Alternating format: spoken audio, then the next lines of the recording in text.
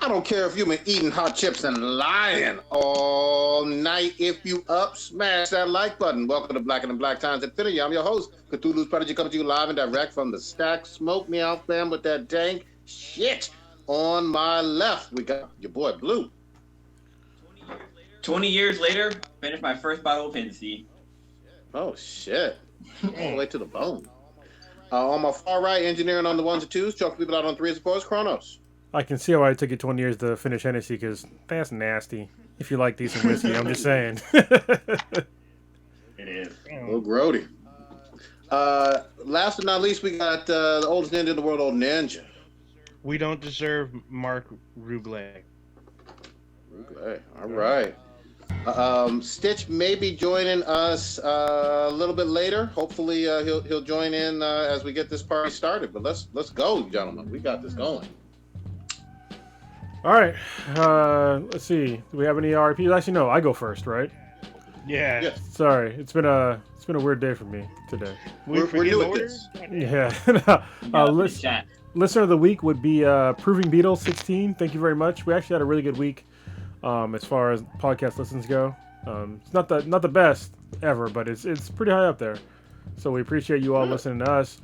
First in the chat room would be Mile High Blurred. What's going on, fam? What's up, fam? We appreciate you keeping up with us. Oh, Ninja, right. What you got? Old Ninja, wake up. Well, I was waiting for him to be done. Normally, I get the intro announcements. It just dropped. So, all right. You knew it. Yeah, we just pouring out malt liquor too. Yeah. Well, I guess this one will pull out some mango juice. Might be a little racist. I'm gonna butcher the name because I don't know if this is pronounced Irfan or Irfan Khan. Yep. He's a huge Bollywood actor. Reason why I'm bringing him up is that he crossed into Hollywood. Most people will remember him from Slumdog Millionaire. He was in Life of Pi. He was in most recently Jurassic World. He's in like other TV shows such as In Treatment. I think that was his Showtime show. He was a huge Bollywood star, which I had no idea. He has 150 movie titles under his name. He died this morning of colon cancer. He was 53. God damn. That's pretty young. Yeah. That's pretty young. So R.I.P. to him.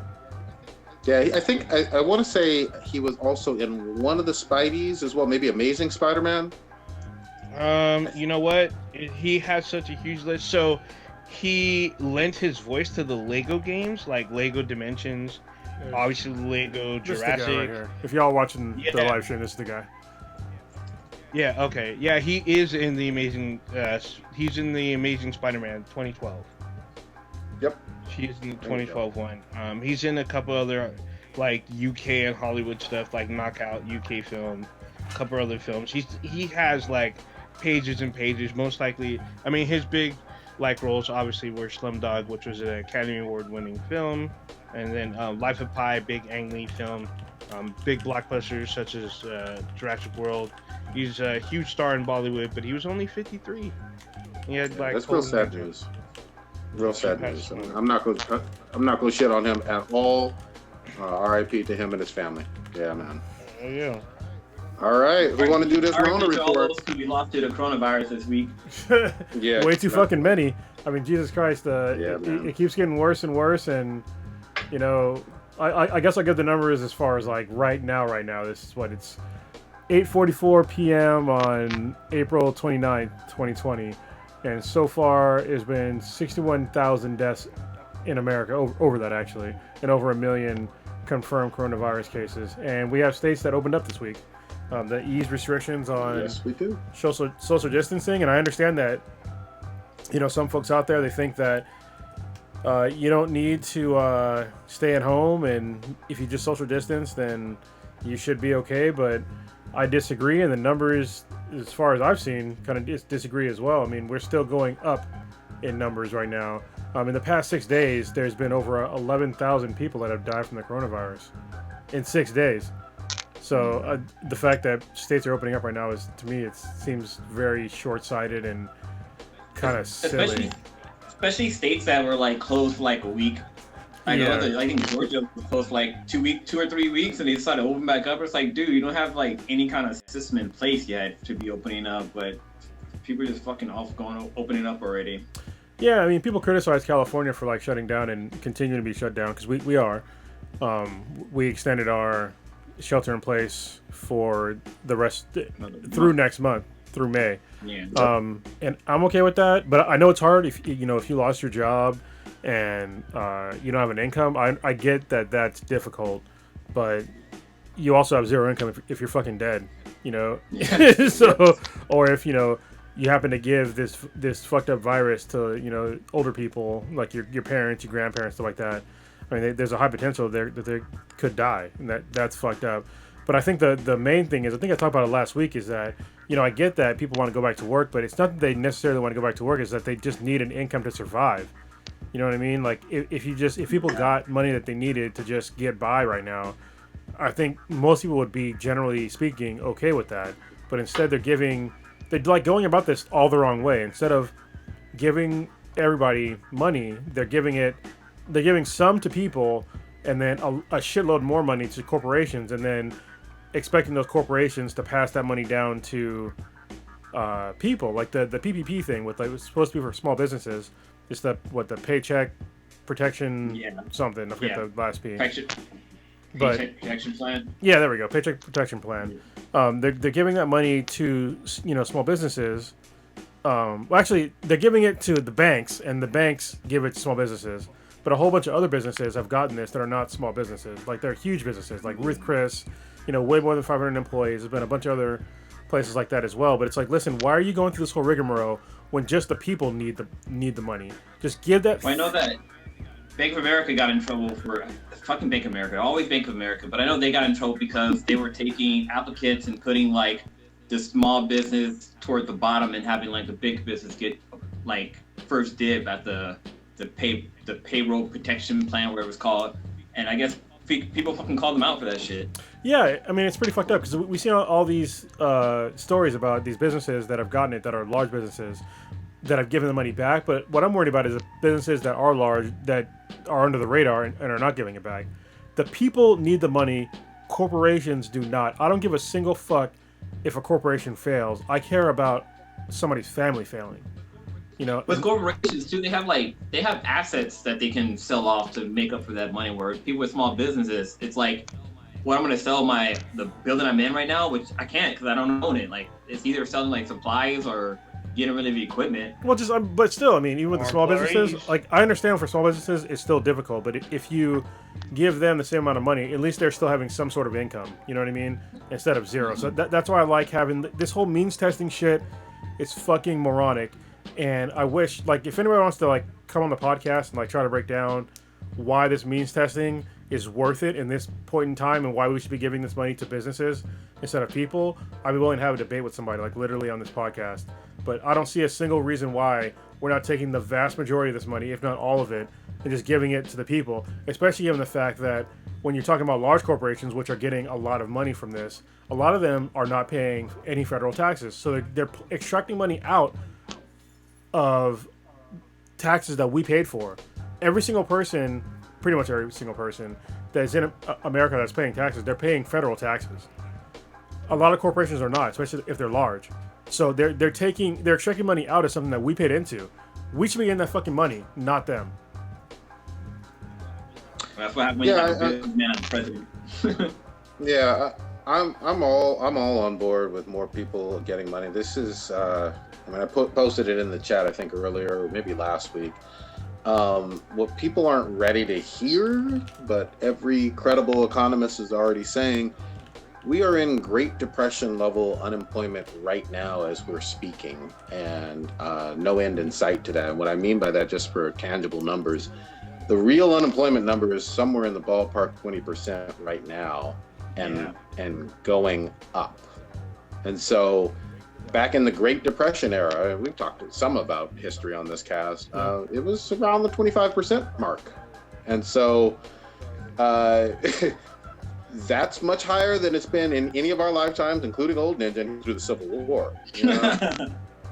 So this is going to be What's the level of soup kitchens and bread lines if it extends too long.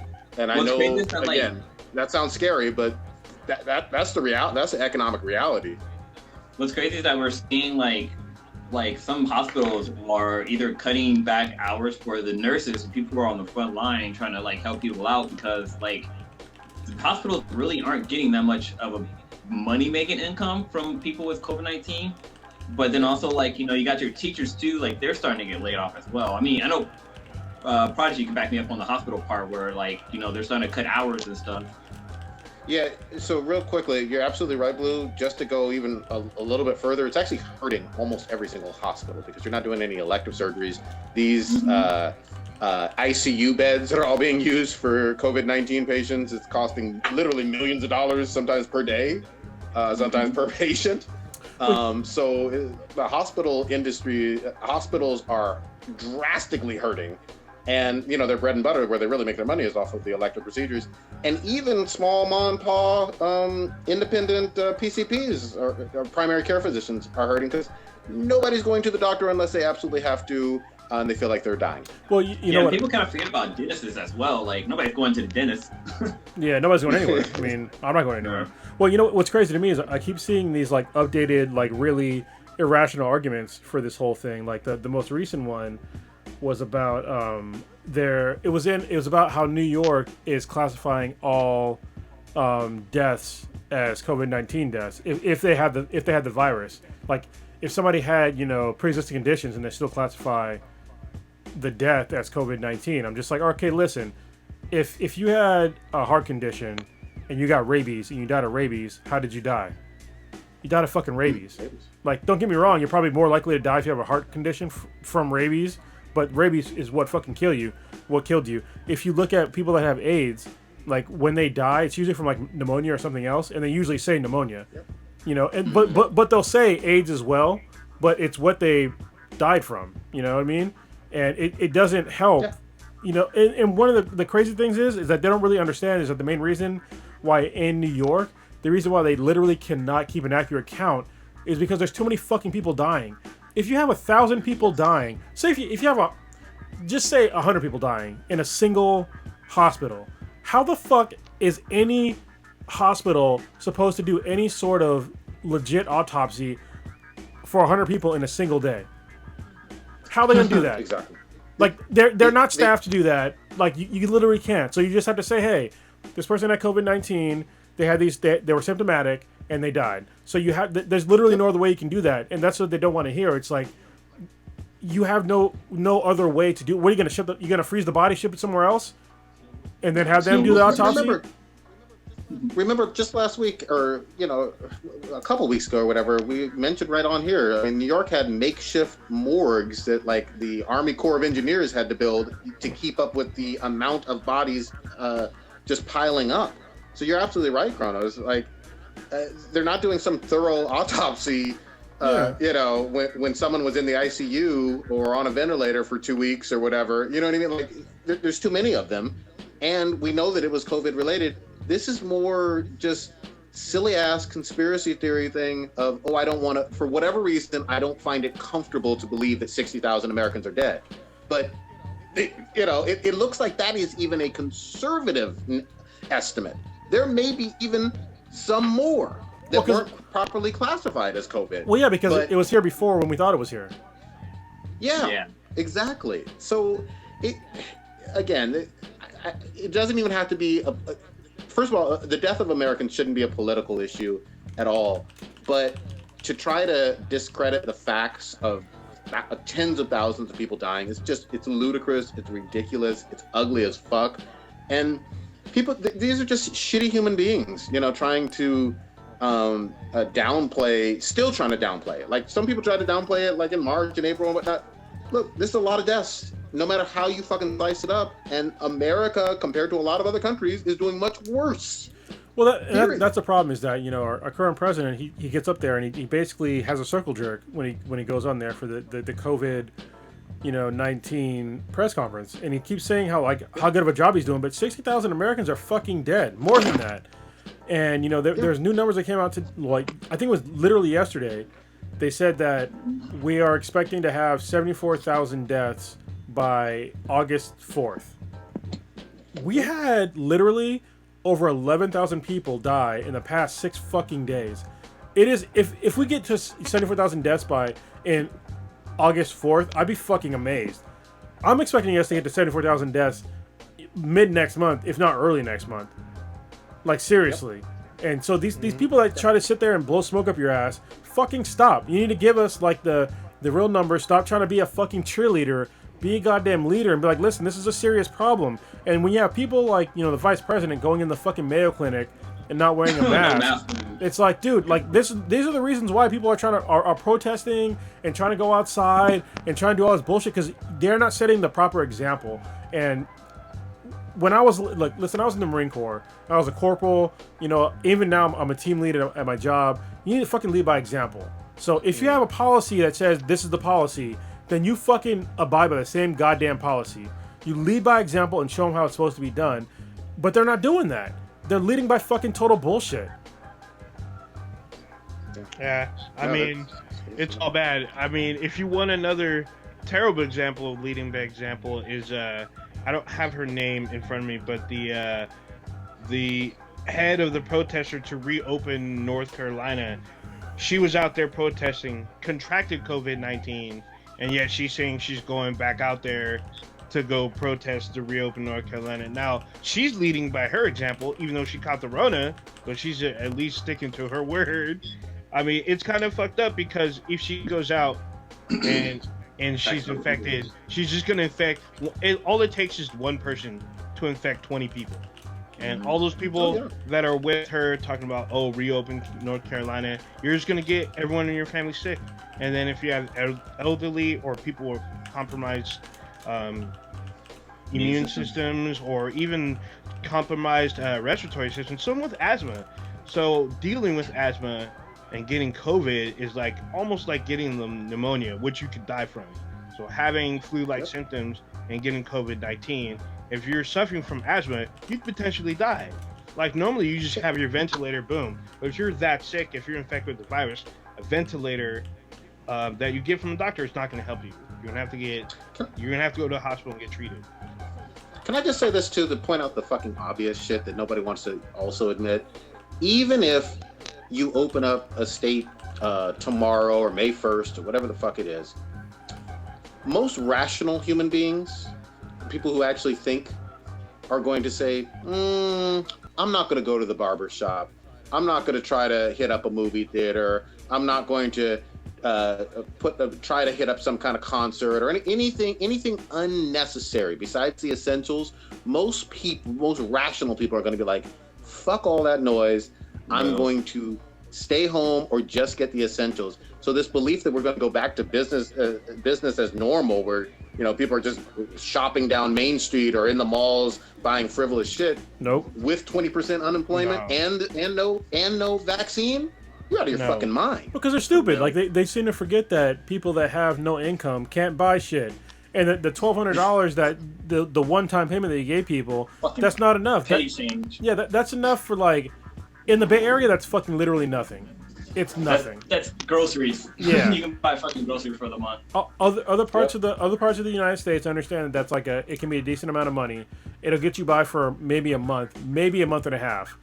But for most places, it's not a month, and we're into 2 months now, or we're going into 2 months. And when we come out of these lockdowns, people are still not going to have money.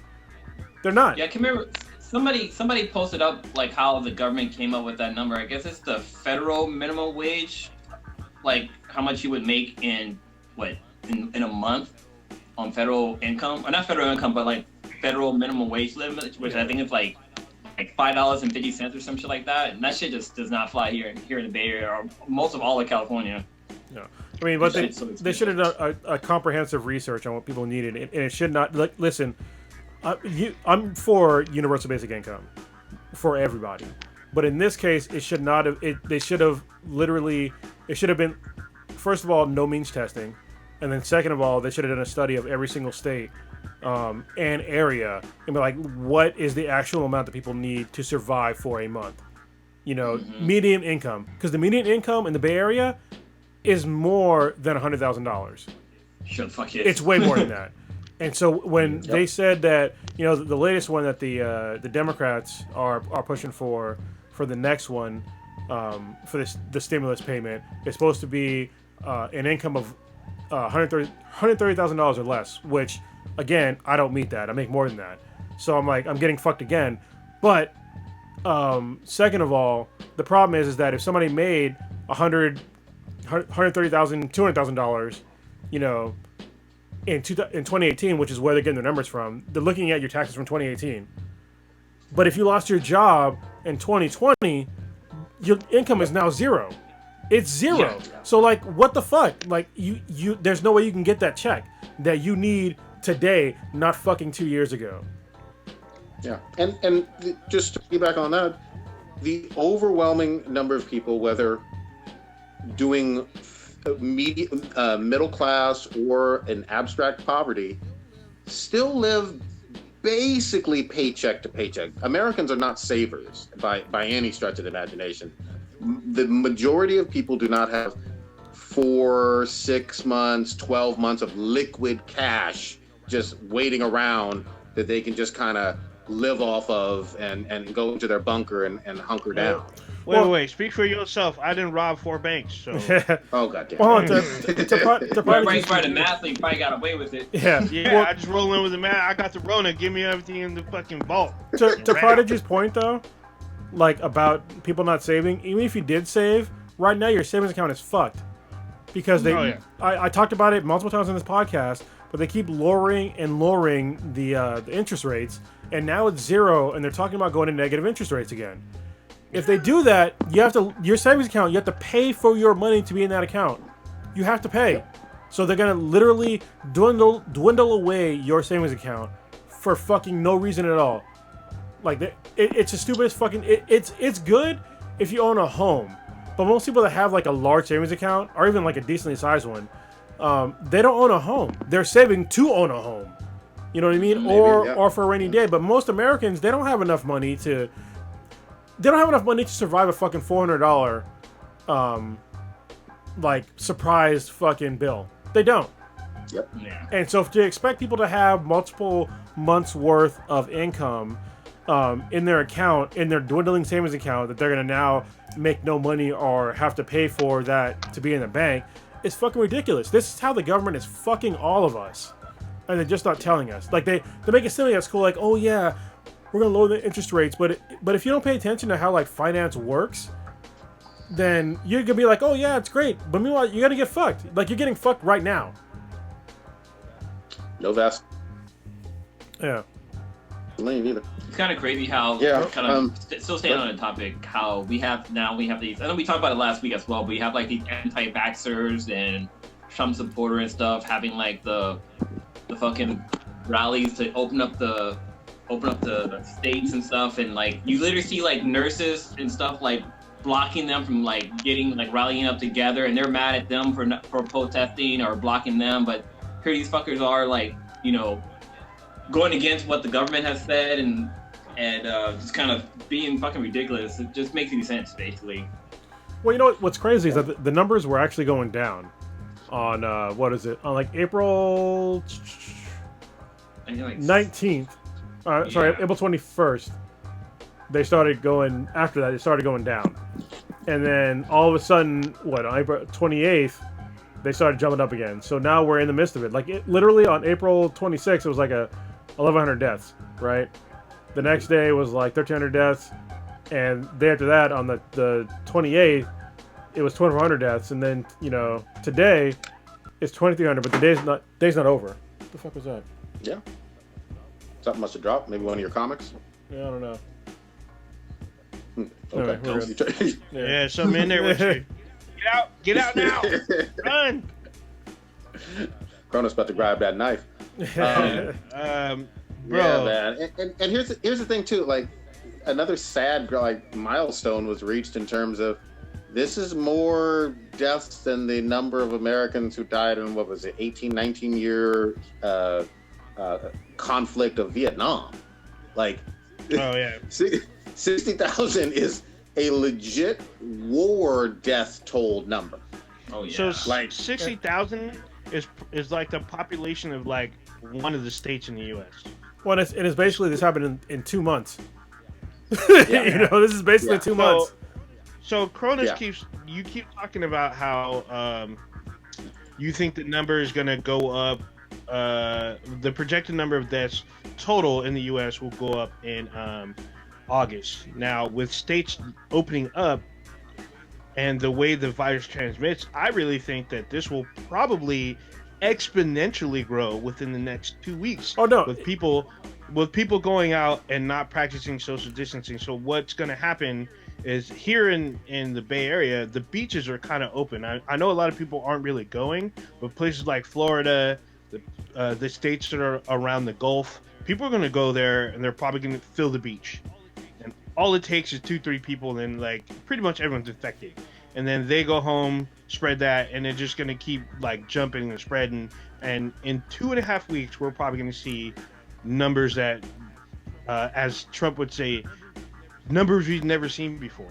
yeah. Ninja, I think you misunderstood. Hold on, you misunderstood what I said. I wasn't saying it's going to go up in August. What I was saying is that the projections that the government has right now are for. Yeah, you said it was in August, for August. Yeah, yes. that's not. I'm saying that Yeah, we're going to I exceed know. that. Yeah, that Oh, was yeah, a government I'm number, saying not my we're number. Yeah. Yeah, I know. Yeah. I know what you Yeah. meant, but I'm saying we're probably gonna hit that and more even faster. I think Oh, you yeah. said middle. You said middle of May. Yeah, middle of May. I'm gonna say maybe a week and a half. So like next week. I mean, it could. Yeah. You What's gave crazy him more because, time. like, if you every time I go to the store, like right now, it's you have to wear a mask whenever you go out into like a public thing. So if you go to like Safeway or anything like that, the bank, you have to be wearing a mask. Here. Yep. So like they have a lot of these places have security on the outside, make sure people have masks on. They're limiting how many people come into the store. But one thing I'm noticing, once motherfuckers get into the store, fools are not wearing their mask correctly. Like they're just covering up their mouth, but their nose is still exposed, and it's like you can still get infected that way. You need to cover up your whole fucking face, or I'll see people not having a mask on at all, and it's like, dude, are you fucking serious? Like, you need to, you're supposed, even though you came into this building, you have to keep your fucking mask on, and it's so fucking annoying when I see people like doing that. Yeah, that's why, like, literally when I go to the store, which is like, I've only been to the store a couple of times since this happened. For obviously, I talked about it before, I live with somebody that's at risk. But if I have to go to the store, like, you know, I keep my mask on. You know, I have a disinfected area when I get home with the groceries. I disinfect, like, literally, both K-Mac and our toddler, they stay in another room when I get home. I disinfect everything. And then when I'm done, you know, even when I get in my car, like, I'm disinfecting, like, parts of my car that I touched. Yeah. I disinfect all the food that gets here. And then once I'm done, I literally put, like, cut up trash bags on the floor. I pick up all my, like, work area. I throw it away, and then I wash my hands, and then I go and take all my clothes off and take a shower, and then I toss my clothes immediately in the washing machine, and then that's how far I have to go to try and keep my family safe. It's like hazmat suit, true pandemic bunny suit, like protocol. That's what it really is. Yeah. And you know, it's sad and whatnot, but you know, it's an absolute necessity. And look, man, I haven't hugged my mom in 2 months. You know what I mean? Kronos has talked about his daughter, you know, not getting to hug her nana. You know Oh what my I mean? God, they Her finally got grandma. reunited. Yeah, I'll talk about. Oh, yeah, tell that story, man. Yeah, so my toddler Riley, she's been sad. Like, she'll just tell us, like, she's sad because she misses her Nona, her grandmother. They're, like, super close, and you know, she understands that there's germs outside, but she'd been, like, super down, like, a lot of the days, and obviously been acting out every now and again. But we finally, you know, last Sunday, we decided to, like, reunite. I got a video of it. It's, like, super cute, but yeah, they're finally back together again, and she's they're gonna be together like Monday through Wednesday and like doing their thing. But I was like, you know, thank goodness, because like it was really fucking up my family and like fucking up like my whole my work life, I had to work like half days for the past like 6 weeks, and having to deal with Riley, and and her grandmother was like crying like every day because she couldn't see her granddaughter, and it was pretty fucked up, and but even that being said, like to me it was still worth it to like keep her grandmother safe, because you don't know. So I don't want them to pass away because I made some fucking bullshit mistake. But we talked to a couple doctors, and as long as we're still quarantining and keeping precautions up, like a 5-person quarantine is okay. So it's just like it's fucked. Like it affects your families in like fucked up ways. Yeah, it does. Shit, I even worry just about we're used to obviously on Wednesday nights all being in the same room together, hanging out more. You know what I mean? Like, it's mentally exhausting, but certainly necessary to not like interact with people other than virtually. It's just weird. You miss all those body language cues. You know what I mean? Like maybe that waifu actually wants you. She probably don't. I feel like this is like it's like Death Stranding. Like for real. Seriously. That's so bad. Cause Death Stranding, you like rarely interact with anybody. Everything's through fucking like a hologram or some shit. Yeah. Death Stranding. Yeah. So, and every time you get to a station, you decon in Death Stranding. So it's crazy. Yeah, it was kind of crazy. I watched a documentary last night about the swine flu. Not swine flu. The Spanish flu. And man, like watching that and like seeing what's going on now in the world, it's like the Spanish flu was like on a whole nother fucking level. We're not even close to the numbers of people who die from that. Because Spanish flu, like literally a house full of people, if somebody died in the morning, by nighttime, that whole family was fucking dead. Like that's how serious that virus was. Like people were dying within 4 hours. And like literally here in San Francisco, they thought that they nicked it in the butt, and they turned around and opened back up the city. Well, they saw another wave of it hit, and like the numbers just dramatically shot back up. So we definitely got to be super careful with this. Because I like how Gavin Newsom is taking like he's looking at the science numbers and how things are going, and not doing some kind of political shit with opening back up the state. He's like making sure that we're all safe, and we still got these fucking idiots that think like this shit's all a joke and stuff and still going out. But like I like that he's like looking what happened with the Spanish flu and trying to make sure that shit doesn't happen again. Cause man, the documentary I watched was insane. Like literally there was the way that it spread was there was like military people on a fucking train. Like there was like maybe over like I think they said like 2,000 people that was on a train, and like one person was sick, and every time they stopped at another city, people like came to see the military people drive through the city. Well, while they came there, they were getting infected and spread it back into their cities, and these militaries kept on going, and more people started to get sick. People started fucking dying. I think they said like about like I think like 15-20% of the people who were on that train died just in that one fucking travel alone, which is fucking ridiculous. But yeah, man, people just gotta stay safe, wash your hands, wear your mask, social distance. Don't even social distance, stay at home. Like just be safe. We need to nip this shit in the bud. Seriously. Oh, but hold on. I gotta tell you a story. All right, this is a fucked up story. Right. So a couple of weeks ago, I think it was 2 weeks ago, I'm part of like a whole bunch of like Marine Corps groups. If y'all didn't know on the podcast, I was in the Marine Corps. I'm a Marine, once and always, all that bullshit. And so a story came out that the Marine Corps is going to keep doing boot camp, but they're going to do like precautions of like, the new recruits that are going to come in, they're going to be isolated for 2 weeks. And if they are COVID-19 positive, then, after the 2 weeks, and, they'll have to like postpone that person's boot camp. They'll have to go back home. And then after boot camp was done, the same thing, 2-week isolation, and then they go back home. And so people were just like, in my Marine Corps groups, they were just like, why do they even got to do that? And I was like, first of all, they need to just shut down boot camp. Like, if you're just saying that the recruits are going to, isolate for 2 weeks, that's fucking stupid. Like, you need to like have the isolation for the recruits, the drill instructors, and every single support staff that is on there. Because if you're all not familiar, like the any kind of boot camp, there's like this whole support staff of more than just DIs and recruits. You have people that feed the recruits. You have people that clean up after the recruits. The recruits clean up a lot of shit. but like almost everything. But there's still shit that people have to like set up. They have to feed them. They teach them how to shoot. Those are different. Those are not DIs. They teach them how to shoot. It's like a whole different crew, and all these support and like do their laundry. Blah blah blah blah blah. Whole bunch of shit they have to like do. And so people are like pushing back on me, like, hey, I don't think that's gonna matter. Blah blah blah blah blah. Story comes out today. 2 weeks later, like fucking. I think it's 40 people in like one company now have COVID-19 after they took all these precautions. I'm like, yeah, because of what I just fucking said. You guys are fucking idiots. Like, just shut it down. And they were trying to argue that you can't shut down recruitment. I'm like, yes, you can. First of all, we're not really at war. We're in 2 bullshit wars. Like, you can just bring them home. Just bring them. You can bring literally everybody that's in Iraq and Afghanistan. Just bring them home. More people have died from this than have died in Iraq and Afghanistan by a magnitude of like probably like 20. Yeah. Like, seriously. So just bring them home.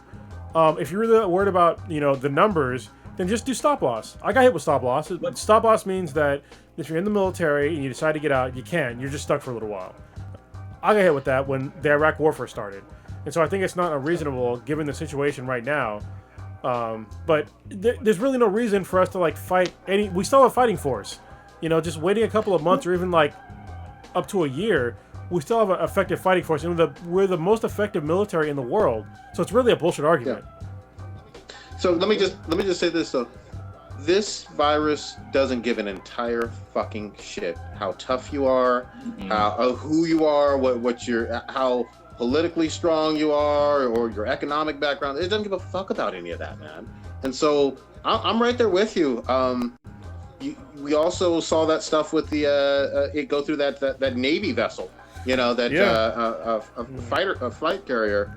What was that? A few weeks ago. Yeah, hundreds of cases on there. And somebody died. Somebody died, but the thing is, this is the problem. All right, so what you said was generally speaking, you're totally correct, man. But if you're generally healthy, it's probably not going to kill you. But the problem is that you can come across somebody that is not healthy. You don't fucking know by looking at them or breathing the same air as them, and that's the main problem, is that you don't know if you have it. And even being healthy, this is not a fun disease to have. No, no. You're not going to be now. If you're asymptomatic, that's another thing. But if you're fully healthy, there are some healthy people that have been hospitalized, that have been even in ICU because this shit affected them so much.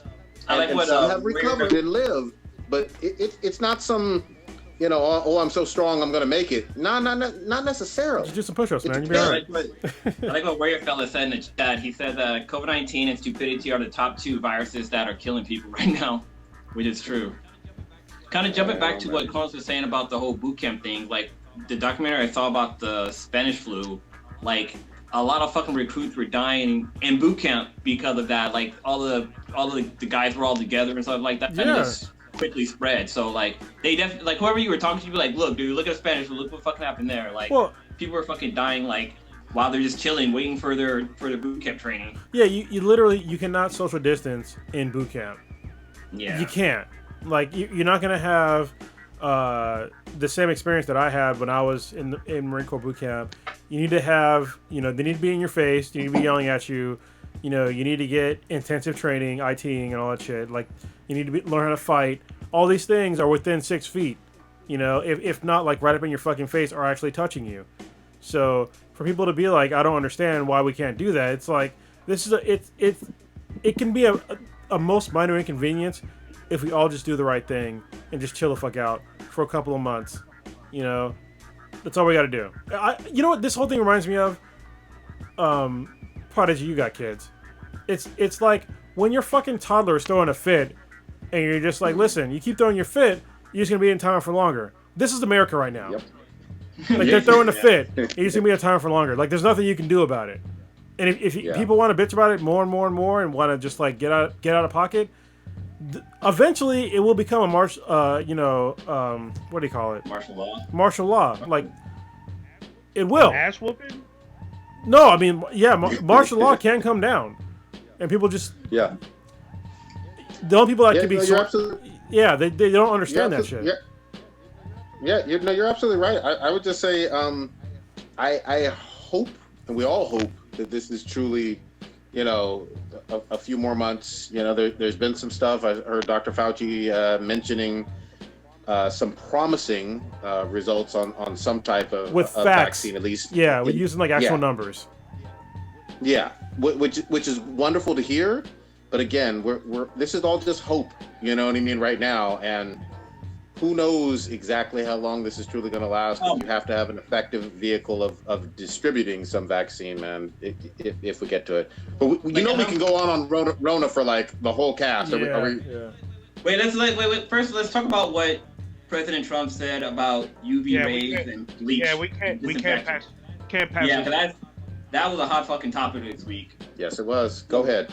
If you've been living on a rock, or you just, you're a Trump supporter and you agree with what he said, or you did not hear what he said, this fool basically said that he wants to use UV light and somehow put it inside the body, because UV light kills the coronavirus. So we can probably put that inside the body to help kill the virus, because it will kill it, in seconds, in a couple of minutes. And then there's a disinfectant that you use to wipe stuff. Like we can probably put that in the body, and that kills it in like 30 seconds. Like this, literally what the fool said. And there's people out there saying like, oh, he didn't say that, he didn't say that. Watch the video. That motherfucker said that shit. Well, he's even the next day, he even went back and said he was being sarcastic because some fucking news reporter had asked him a question about it, and like nobody even fucking asked him a goddamn question. No, he was talking to a doctor. This is what's crazy to me.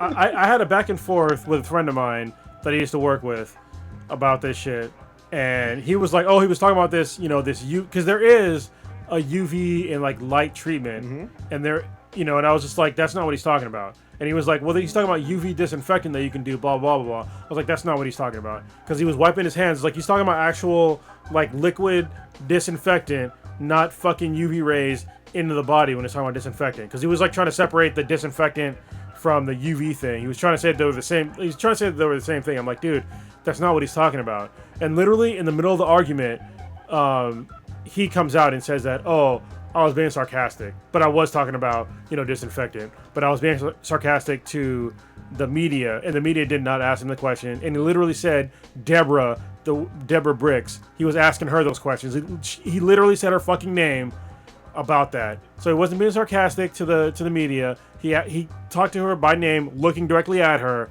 So get the fuck out of here with that bullshit. Like I feel bad that the guy that I'm talking about, he went through all this research to see like what he was talking about, when it was clear to me what he was talking about. So he wasted like hours of his life looking up these like fringe treatments that aren't really proven, especially if they existed, they definitely do not exist to treat COVID-19. And so this is the main problem that I'm talking about. When he comes on the screen, like the same thing happened with hydrochloronique. When he talked about that, like it was not a proven treatment for COVID-19. Yes, there were some studies or some people that had recovered from it, but here in America, people were dying from it more than the actual virus. So that when people talk to me about why are you shitting on this guy so bad, it's because he's not a fucking doctor. Like, he's not a fucking doctor. You should not be out there giving medical advice saying, hey, we should just try, this certain drug that we haven't tested for this virus. It's fucking bullshit. I'm gonna say this though. Not only is he not a fucking doctor, his words have done tangible harm. If you're a family member of someone who tried that hydrochloroquine or whatever drug in the hopes that the president kept promoting it, then that's some semi-wrongful death kind of shit. And this week or this past weekend, the Centers for Poison Control and all that nationally and in multiple states have seen a spike and increase in people drinking disinfectant, people drinking fucking bleach and shit. So, these are dangerous fucking words. These are idiots that are doing it. But when you say something and give some advice that turns out to literally be toxic and killing people, and you knew that it was dangerous ahead of time, how do you expect anybody to take you fucking seriously? Well, it's like, if I said on this podcast, I'm not the president, but if I said, hey, if you mix bleach and ammonia, it's a great cleaning agent. Right? God dang. It's not. All right. First of all, you'll fucking kill yourself. Deadly. Okay, it's super deadly. But if I said that because of something that I felt, you know what I mean? Because I feel like it's gonna be like that, I would expect to be culpable for what I said. You know, hopefully somebody doesn't take what I just said out of context and just like cut it up. Yeah. But yeah, definitely don't mix bleach with ammonia because you will kill yourself. But if I didn't know what the fuck I was talking about, I could say that. You know, but for some reason, you know, this guy can say that and get away with it, and his supporters will keep supporting him, even though he's spitting nonsense that's doing harm to people. I got to jump in here. So a friend of mine, he's a professor. He's a former professor at a school in New York. He moved here to the. I think he's back in the Bay. His colleague is also a professor back in New York. They're going back and forth, and his former friend, who is a professor, I think in one of the sciences. I don't know exactly which one, but I'm just giving you the level that these two are both men with degrees, doctorates even, and they're arguing back and forth about how one of them said that what Trump had said on the mic was a sidebar to one of the doctors that was there, and the other guy's like, no, he was on a live mic, center stage, and yes, he's addressing someone off to the side, but he's telling the American people on a live microphone. Because when we talk about sidebar, when we're out in public, we literally do what? Go off to the goddamn side, away from everyone else, away from the microphone, a live mic, and discuss off the mic what's going on. That is generally a sidebar, off to the side, away from everyone else. And like these guys are going back and forth, and the professor from New York is saying to my friend, who's also a professor, that he's just a libtard and all this other stuff, and you took what Trump said out of text. And what gets me is that these are men who are in the sciences, and one of them deeply believes what Trump said might have been sarcastic live, and people are taking it out of context, so he's jumping on and supporting. And while the other one's like, dude, what the president said is dangerous and should be like super criticized, and I'm surprised that more people aren't coming for him. And so this is the kind of state that we're in, where people who are basically accredited are arguing about the validity of the man in the White House. There should be no reason for the president to be sarcastic about something that's fucking serious. Like, you can't fucking joke about people fucking dying about this crazy ass fucking virus. Like, there's no time and place to be sarcastic. So he was lying. On he's that note, I mean, if he was sarcastic, he should have immediately said, "Hey, I'm joking, guys. Don't take this seriously." But he waited an entire day to point out that he was sarcastic. Just because shit came out about it, people started talking about it. An entire fucking work day, to come back and say that, oh, I was being sarcastic. And that's why everyone else is like, see, you guys, you liberals, you guys took him at his word. Like, we knew what he meant. We know about this UV treatment. I'm like, no, you don't. If it was available, everyone would have been talking about it. But it's not. It's still kind of like off to the side type medicine. So you guys we need to let the people that are actually in there trying to work on it. Wait till something actual and obtainable comes out, and when trials start, then we can start talking about it. Until then, one more thing about the UV stuff. Like, I saw one doctor, he was talking about it, and he was like, "That's a dumb fucking idea, because if you were able to get UV into the body, like, your skin protects you from UV radiation, basically, and basically by you putting UV into your body, you're gonna end up with fucking cancer." Well, but they do use it for like some like really strange treatment, but it's not like a normal sort of treatment. So yeah, and it's definitely not for it's definitely not for a virus. So it's just it's fucking it's stupid. You're gonna look like Tony Stark at the end of Endgame, fucking around with that shit after the snap. You look like Two-Face in the Batman trilogy. All right.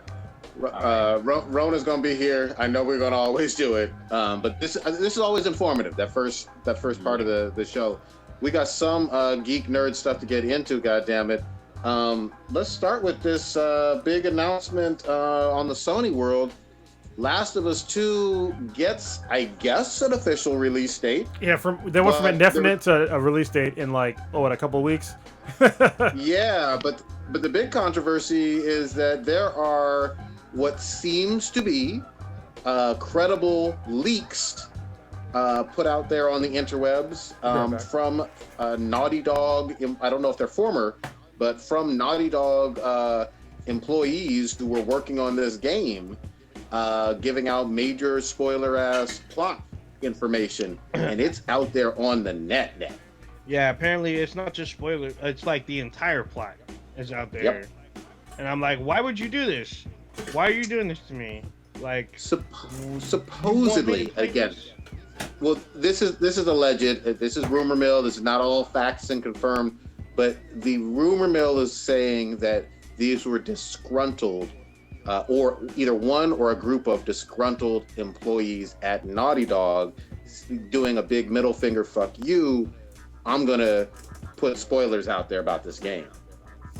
And so... you know what? This is probably going to backfire in their faces because there's not that many new games, or at least AAA. I mean, there's some, but they haven't really... I want to say maybe like Resident Evil 3, the remake. What else just came out? We had Doom Eternal. We had Animal Crossing. Well, yeah, Final Animal Fantasy. Crossing. Yeah, so those were doing. I don't know about Final Fantasy numbers. I'm pretty sure those were good, but maybe not great. Doom Eternal should have been good. I know Animal Crossing is a big hit, even despite what the Oathbreaker is complaining about. But is Animal Crossing free? No, it's not free. No, it's like I think it's a $60 game. Doesn't matter. People have been waiting for Last of Us 2 since the first one came out. And 7 years. I think this one is still going to probably break some records once it drops. So despite what they're trying to do, this may even help generate sales. I don't know. No way to tell. We talked about it, what was it, 3-4 weeks ago, when we were all disappointed that Last of Us 2 was pushed back indefinitely. So it did not have a release date. And we were just like, well, what the fuck? Literally this fall, supposedly, at least as we're speaking, they're supposed to have a brand new fucking console. And it looked like from Naughty Dog, from Neil Druckmann, the kind of head honcho over there, it looked like the game was nearly finished, if not all the way finished. And so here we are. This also pushed back another one of Sony's other big exclusives, which was new IP, Ghost of Tsushima. Yeah. That got pushed to July, and it had a June date earlier. So they're doing basically subsequent months of AAA big exclusives, one bigger than the other. But I'm still excited about it. I've tried to avoid these fucking spoilers, but at the same time, Naughty Dog has not been known, at least in my experience with them, since way back in the Crash Bandicoot days. I haven't heard of disgruntled Naughty Dog employees. Have y'all? No, especially with if you know the history of Naughty Dog, Crystal Dynamics, Eidos, they're like usually one of them is like a breeder farm. Crystal Dynamics used to be where you would start from college or wherever trade school you went to. You would go there, work on Tomb Raider, grow, and they would help you start your career. You would start in Crystal Dynamics, and then you would go off. Like literally, Naughty Dog used to be Crystal Dynamics. Like half the squad left to form Naughty Dog, and then they would make their games. They would talk to Crystal Dynamics and be like, "Hey, who do you have?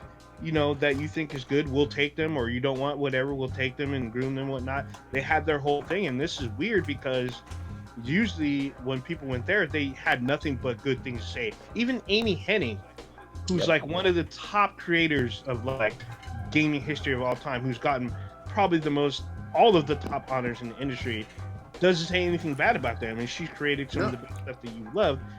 I mean, you being a fan, she didn't even say anything remotely bad about it. So this is really difficult and strange. I want to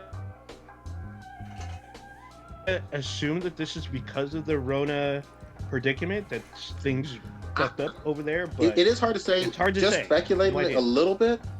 I mean, I could see this being about the fact that you spent literally years working on this fucking game, this big AAA game, and as recently as last week, there was no fucking release date when it looked like it was nearly done.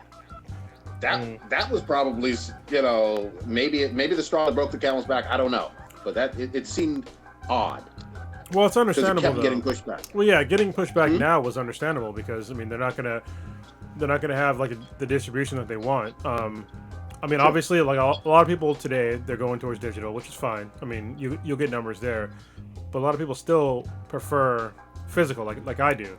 And when you have, you know, game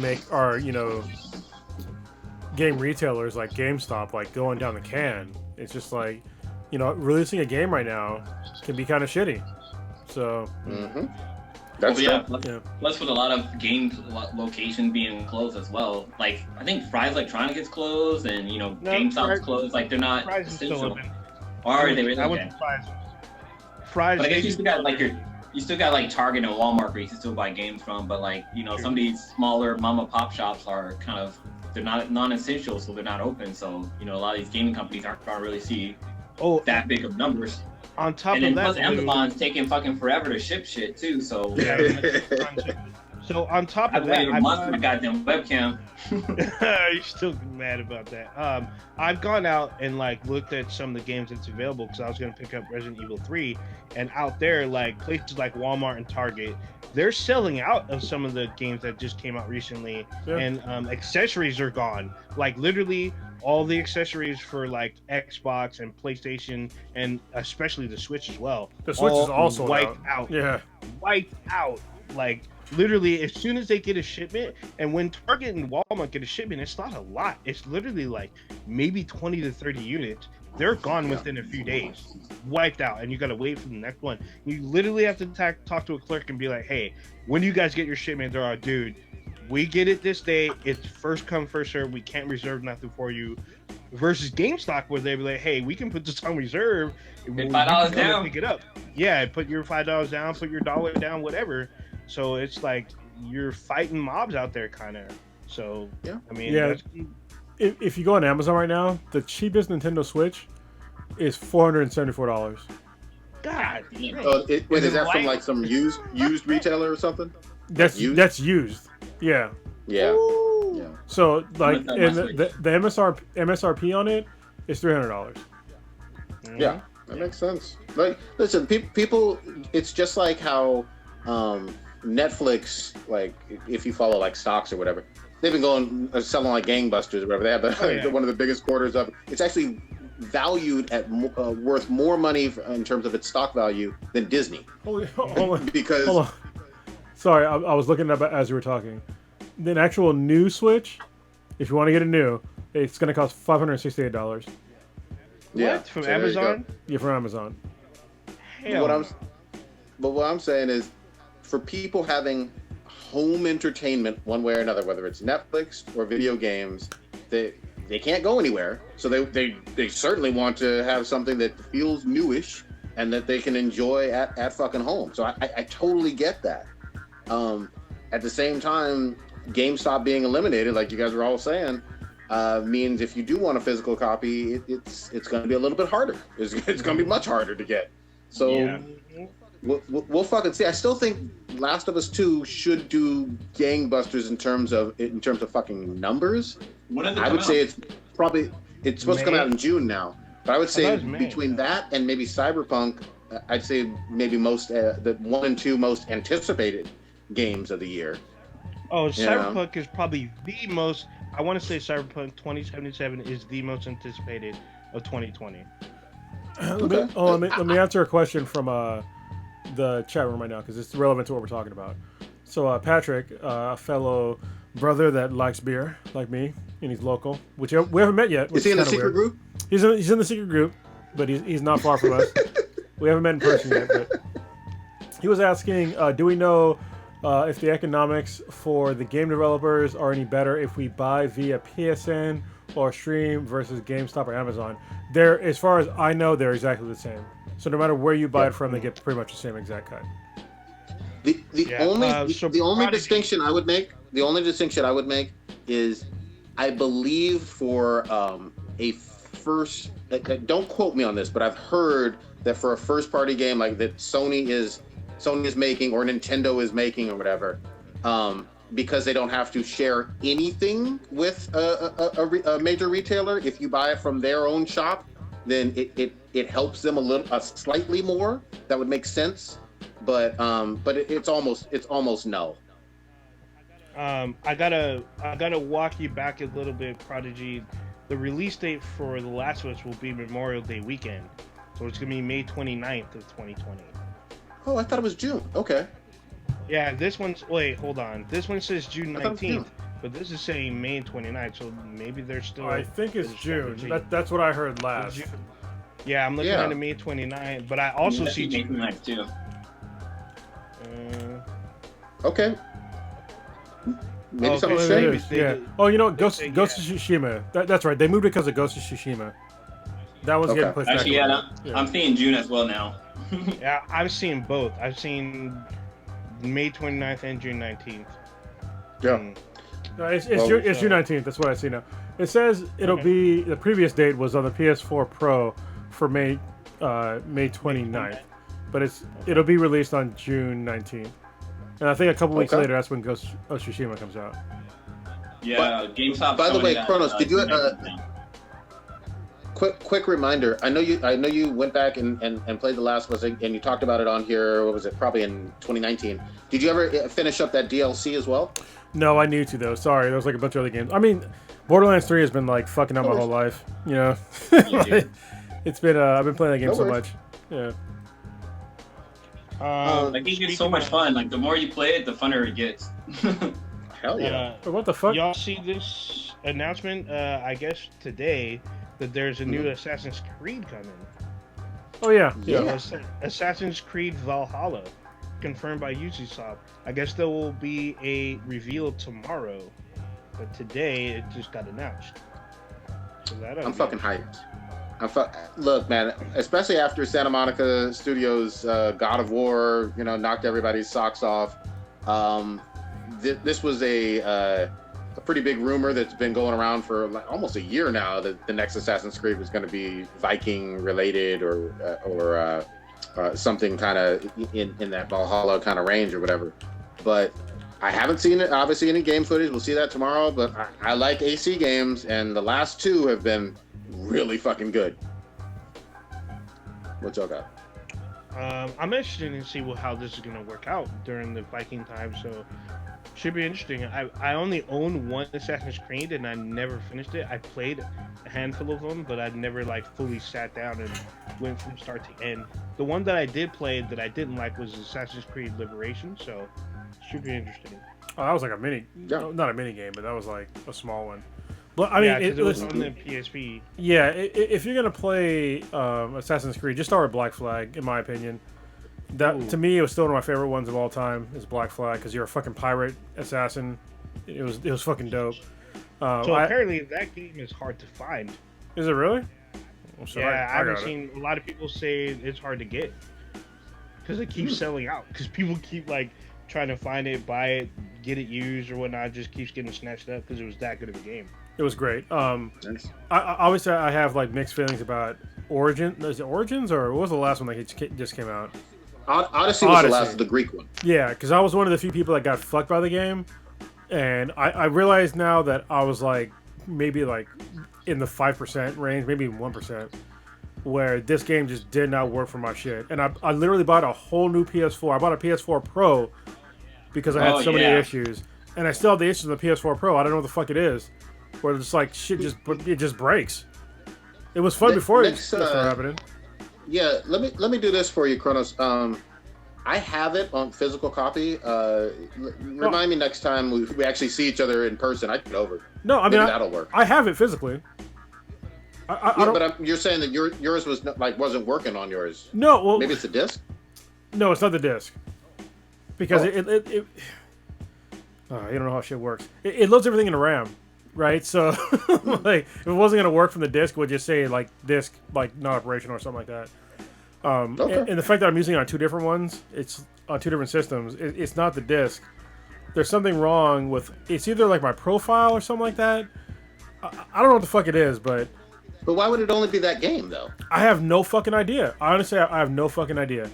But It's always in the same spot, right? That you get the issue. No, it's totally random. Like I can play the game normally for like maybe 30 minutes, and then all of a sudden shit stops working. When I'm doing like dialogue, shit's all off. Like I'll be missing dialogue. I don't know what's going on. And then all of a sudden it'll catch up and like all at once, and it's just like I don't know what the fuck's going on.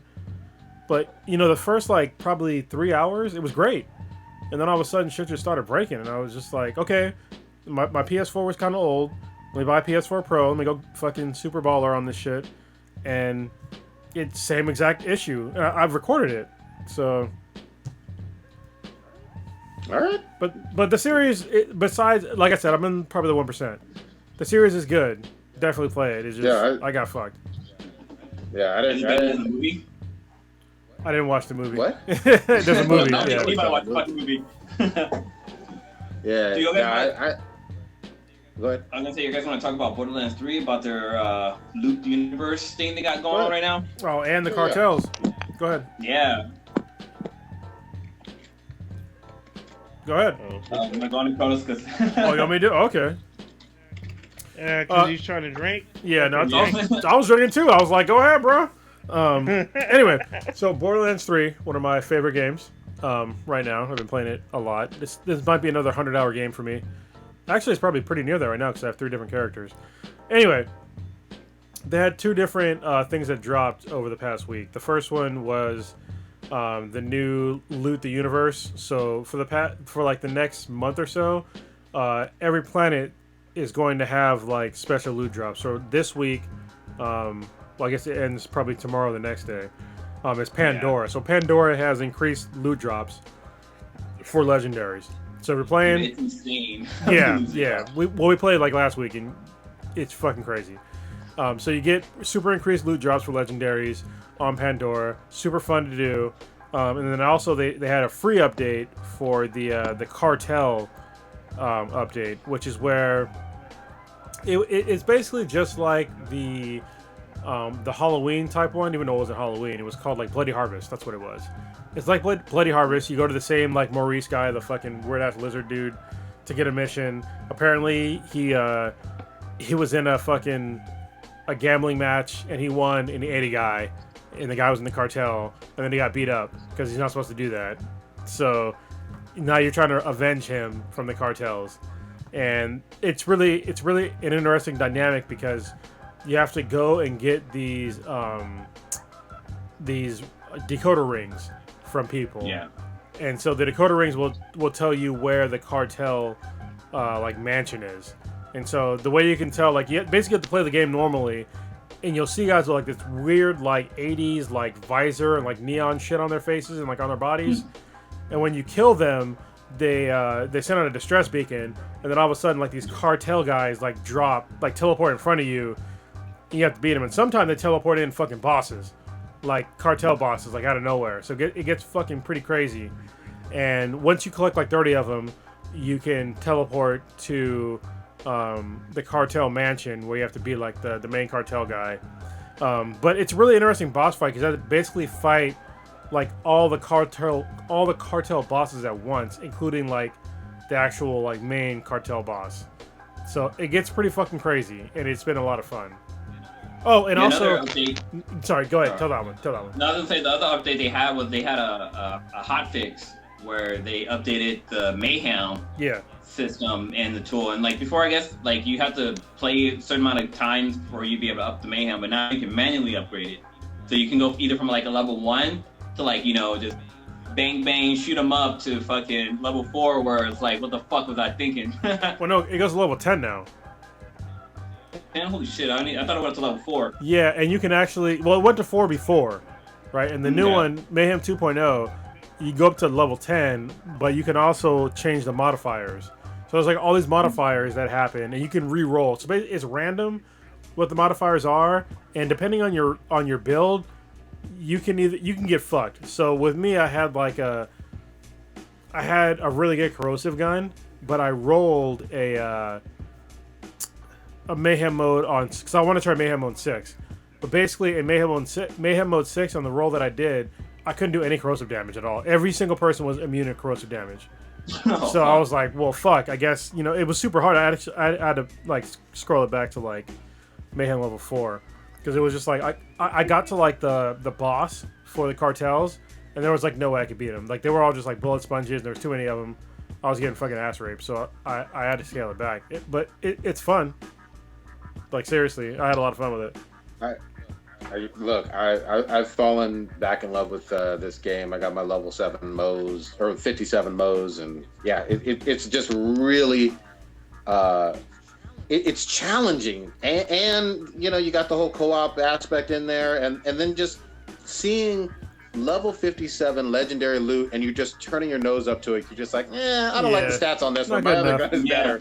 Oh hey, like I remember like hustling, like I guess you would say I was basically mining for money, so I would pick up any weapon I could just so I can go sell it.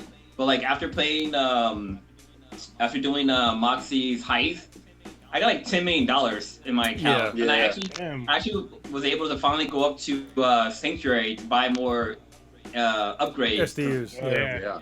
Yeah. Because before I didn't even know you could upgrade your shit. I was playing the game with my basic fucking setup. Oh shit! I pretty much.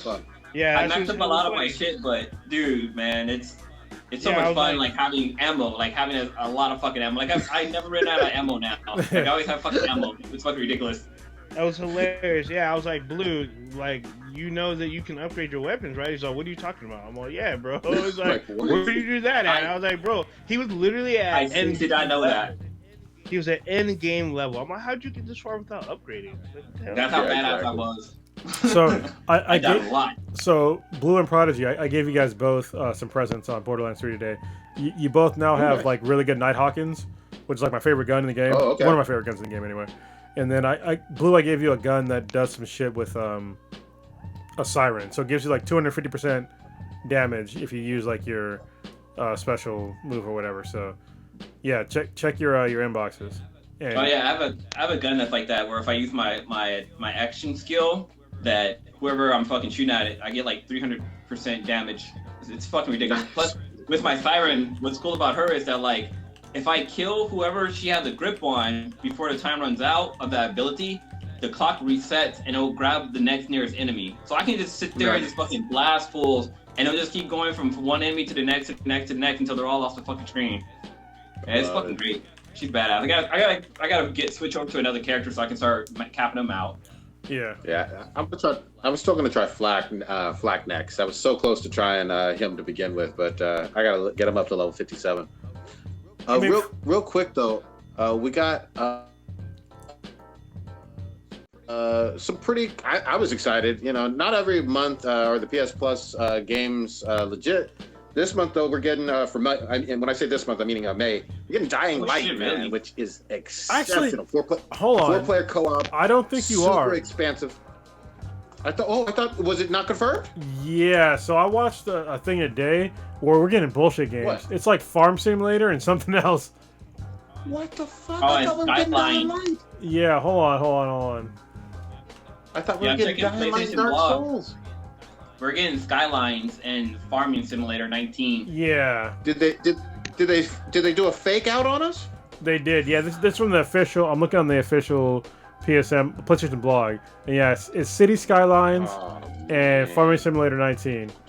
That is fucking sad. Hey, they're trying to compete with fucking Animal Crossing or whatever that shit's called.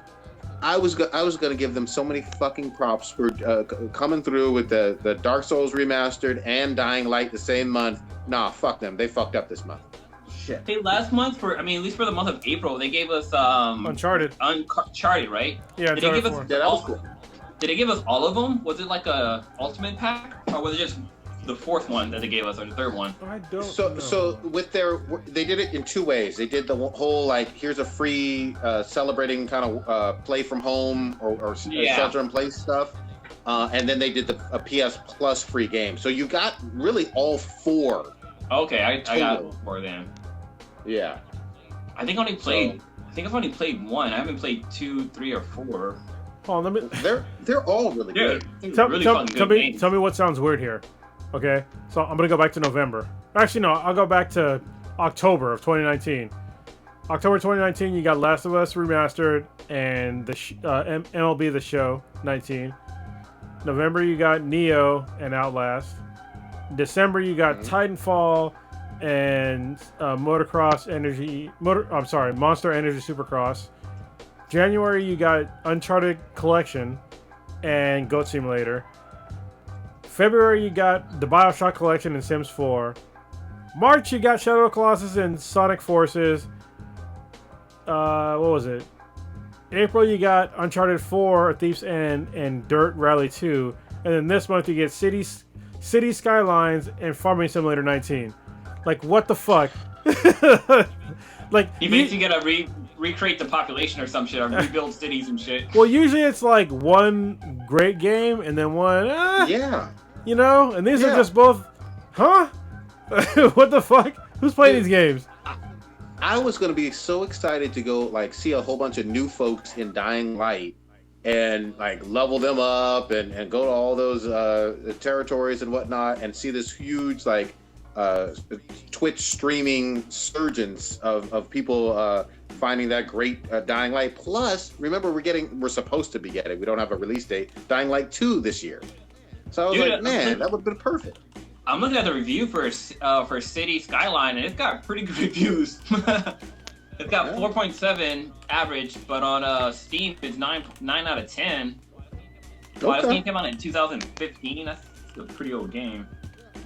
Yeah, I mean that's when Dying Light 1 dropped. You know what I mean? It's still this gen technically. I feel like they probably released it to kind of go across with Animal Crossing, giving people that option today. The fucking weebs. But Animal Crossing is only on Nintendo, right? Yeah. Oh yeah, that's a Nintendo franchise. Only Nintendo's they're kind of crushing it right now. They really are. They are. All right, what's up next, gentlemen? Yo, so I gotta talk about the show. So I'm not sure you guys know who Little Dicky is, right? I mean, we did a react to one of his videos. The white rapper that's not Eminem.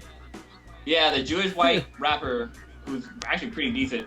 He has a new TV show on FX or FXX or something like that.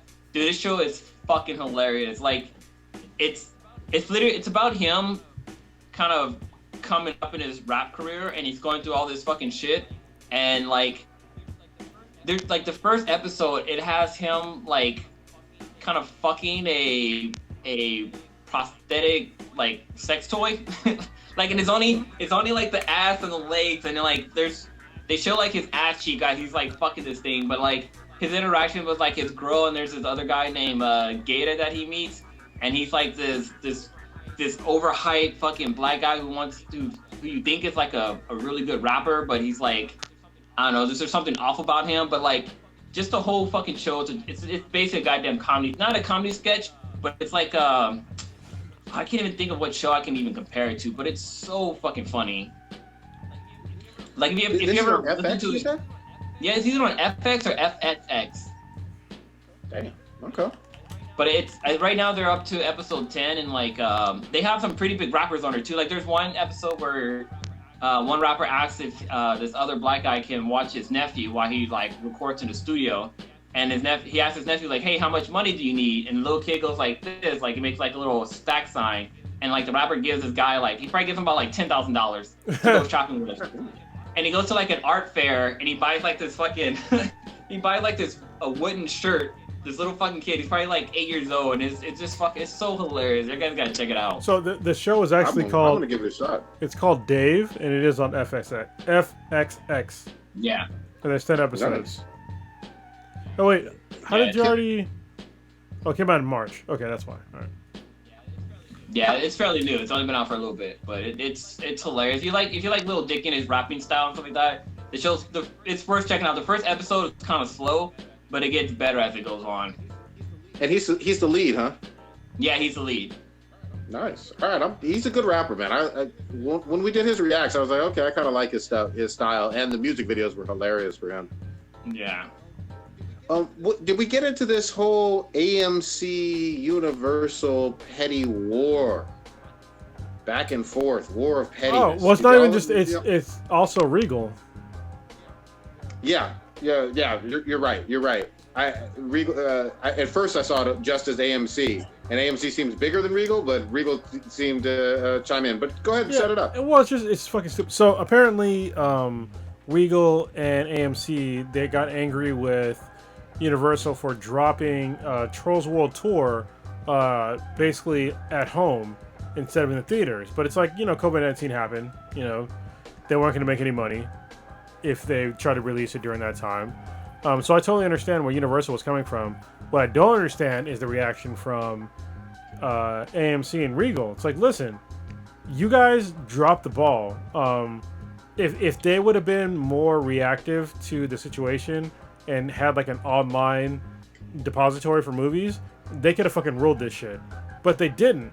They dropped the ball. Amazon picked it up, and they fucked up. And so to try and punish Universal, which is going to totally backfire. I already know that AMC in particular is on the hot plate for going fucking bankrupt. So for you to say that we're not going to carry your movies anymore, Universal, that's fucking stupid. It's like saying that if you're a bar, that you got mad at like Budweiser, you're not going to carry Budweiser anymore. Like it's just fucking stupid. I don't even like Budweiser, but I mean you have to carry Budweiser at a fucking bar. You know what I mean? I don't understand like where they're coming from.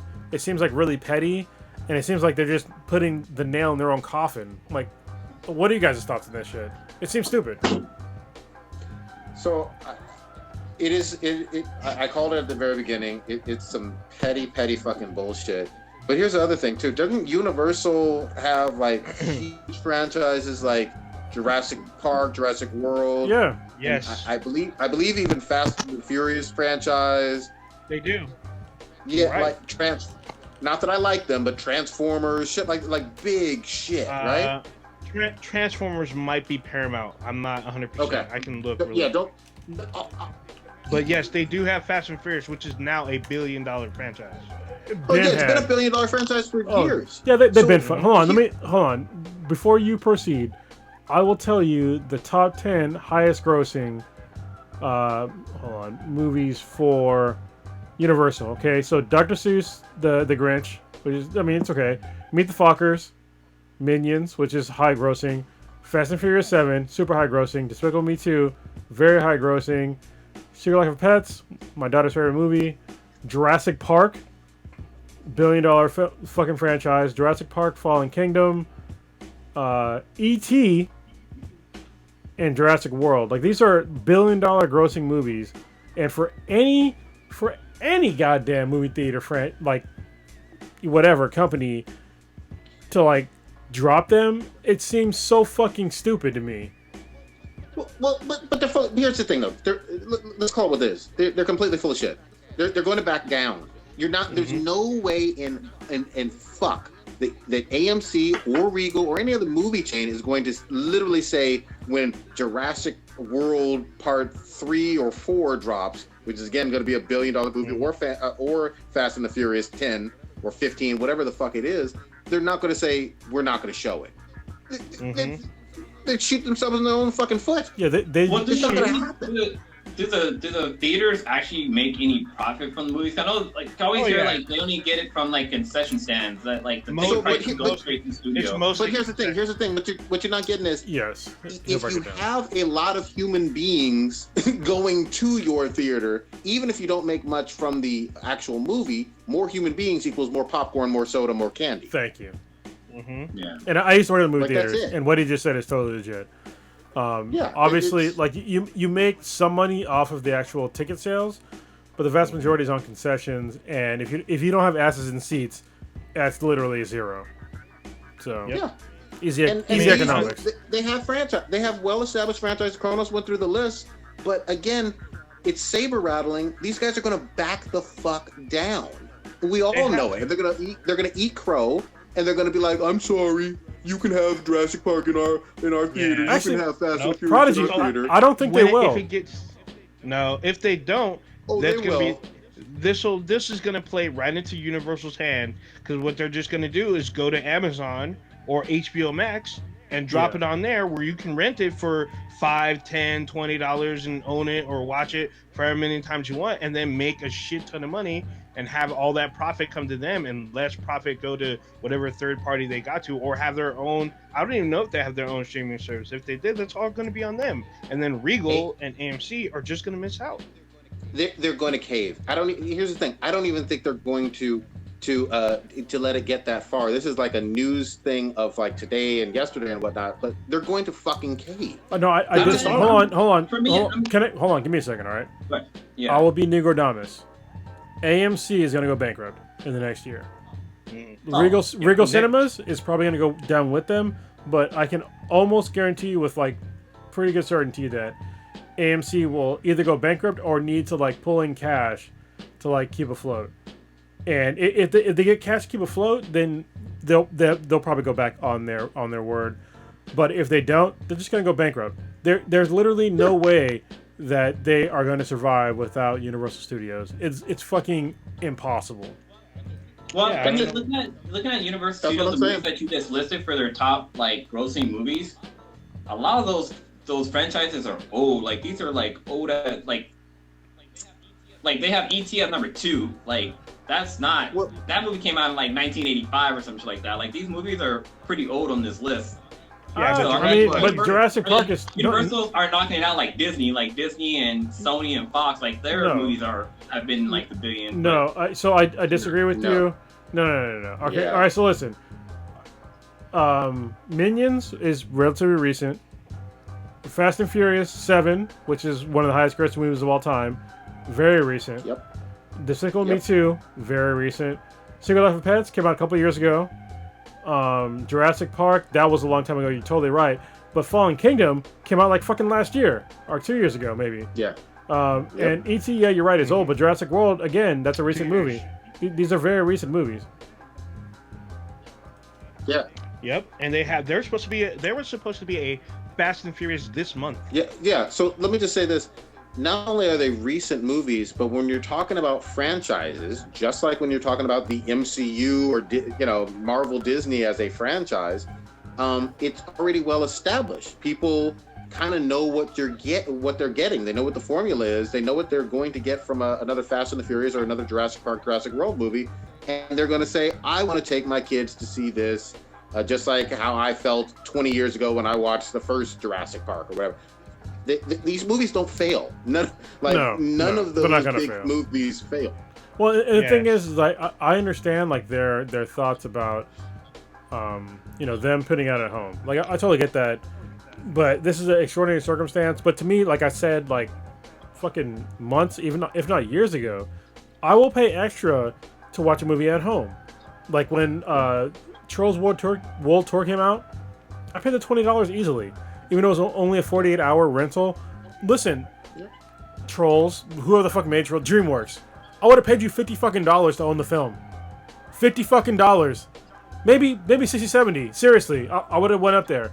I've watched the movie illegally a whole bunch of times now. Because I'm not going to fucking keep renting it for my daughter. But if you'd have just said, hey, $50, $70, whatever the fuck, to own it, I would have paid you. And I think that it's a huge like loss. They need to have like the rent and the pay and the own option. And I get that this is a weird time because we're kind of like accelerating the way things are going to work in the future. But you need to like get on board a little bit faster because like the 48-hour rental works for like a lot of people, but not for me. All right. So if I like a movie, I want the option to buy. So say this is the perfect option. Okay. If I was to watch Trolls World Tour, I rented it for $20 for 48 hours. If after I'm done watching it, you put up a fucking thing that says, hey, if you like this movie, would you like to pay $30 more to own it? Click, done, if I liked it. Easy fucking solution. Can I just say this too? I agree with that whole system, and I'm going to try it out.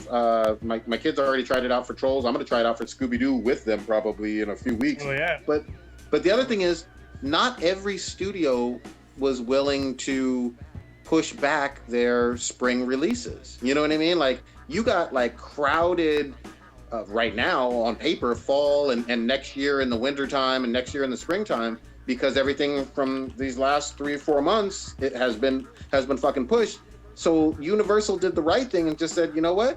We're not going to push every single project that's already filmed, we've already banked or invested hundreds of millions of dollars into it. Let's just do this a new method, see if it works, experiment a little bit, and there was nothing wrong with that. But AMC and Regal getting butthurt about that is just fucking ridiculous. What was Universal supposed to do?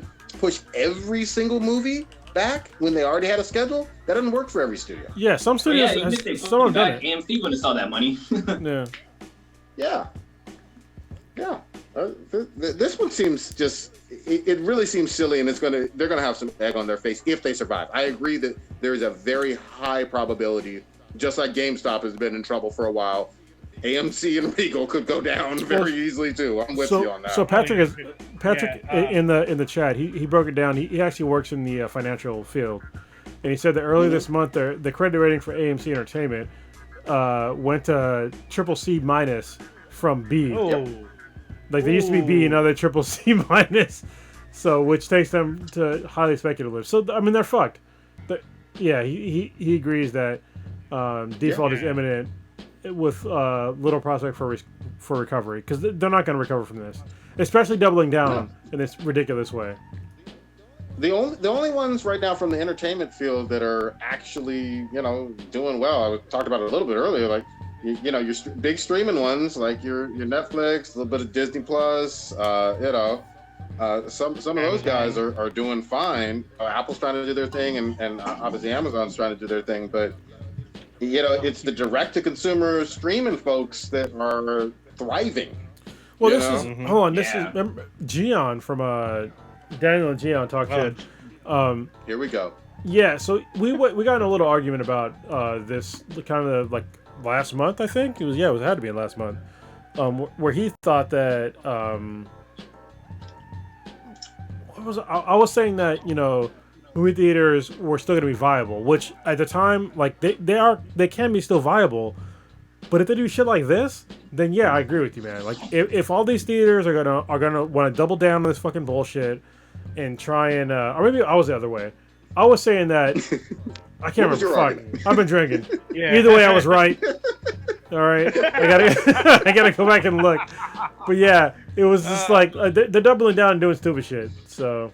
Yeah. If I was wrong, I admit that I was wrong. So, Gianna, if you're listening to this right now, if you were on the other side of that, then yeah, I was wrong. But I mean, digital content is the way they're gonna go. But digital content, this is what it was.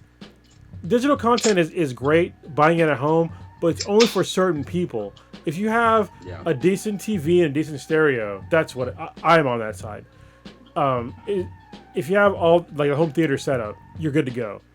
But if you're gonna tell me that most people are gonna buy a movie to watch on their phone, nice. Hello High Watermelon. That's a great beer. That's a good one. Yeah. Anyway, sorry, Blue was drinking Hello High Watermelon. But you're not gonna convince me that most people are going to watch a movie on their phone or on a shitty screen. Oh hell no, not on a phone. Yeah, it's just to me, it's not gonna happen. But this is gonna push in the right direction. This is gonna help Gian's argument because these movie theaters are gonna they're digging their own grave. That's what they're doing, digging their own grave. They definitely are. Kind of sad.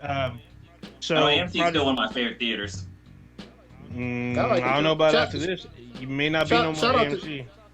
Shout out to Gian. Gian and Daniel talk shit. Definitely listen to their cast. Those guys are hilarious. Yeah. Transformers is a DreamWorks / Paramount property. So my bad. They missed out. Universal missed out on that, but it is what it is. Going back to Disney Plus. So May the 4th. On Star Wars Day, which is May the 4th, Disney Plus will release Rise of Skywalker on Disney Plus. You'll be able to watch it at home on your devices or whatnot. So that's actually really fairly quick turnaround. I think, in my opinion, because I'm pretty sure it was scheduled to be out in August on Blu-ray and DVD. That late? It was originally, but now that we're getting it on the 4th, May 4th, next week, which is next Tuesday, I believe, Tuesday or Wednesday, something like that. We're getting it real quick, so. It's going to be quick. I mean, all those invested in Disney Plus, you'll have all 9 Star Wars films to sit and binge and watch as a family at home, especially if you have your home theater set up. You're good to go. It's going to be fun. It's going to be fun, man. Like, look, these are all classic fucking movies, and, everybody's going to have their favorite in their order and whatnot. But having all 9... Whatever. Yeah, at Dude, I'm home you excited can watch about them. You can watch them in any order you want while you're sitting at home, and you can watch Rogue One solo if you wanted to.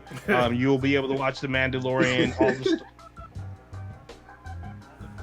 all the Clone Wars. Like everything is right there at the click of your fingertips on like What about multiple that devices. Halloween or not Halloween holiday special that they want to ignore? YouTube, you gotta watch that on YouTube. God, thing was Disney doesn't want that smoke. Yeah, Disney don't want Nobody that wants smoke. this movie.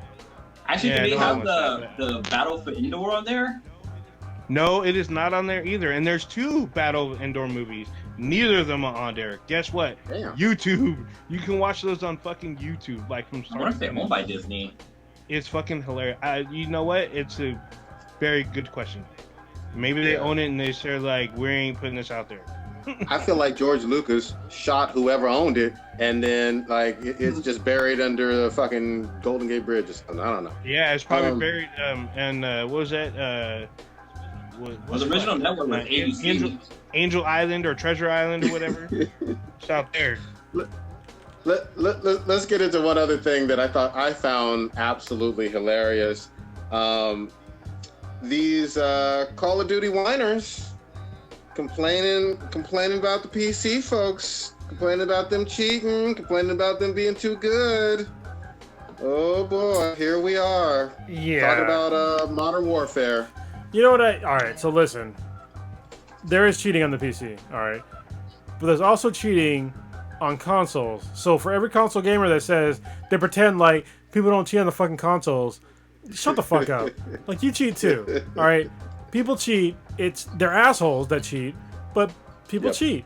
Like, I think that this is why I kept saying for fucking since we first started this podcast, I've always talked about how you do not want to have cross gaming with the PC because you're gonna get ass raped. And I talked about it a long fucking time ago because they tried it with like Shadowrun back when I think it was Windows 10 first came out, or maybe Windows 8 first came out. It was Windows 8. It might have been Windows 8. Yeah. 7 or 8. One of those two. Super long time ago. I think it was 7 or maybe even before that. I think it was Vista. Shit, it was probably Vista. When Vista came out. What?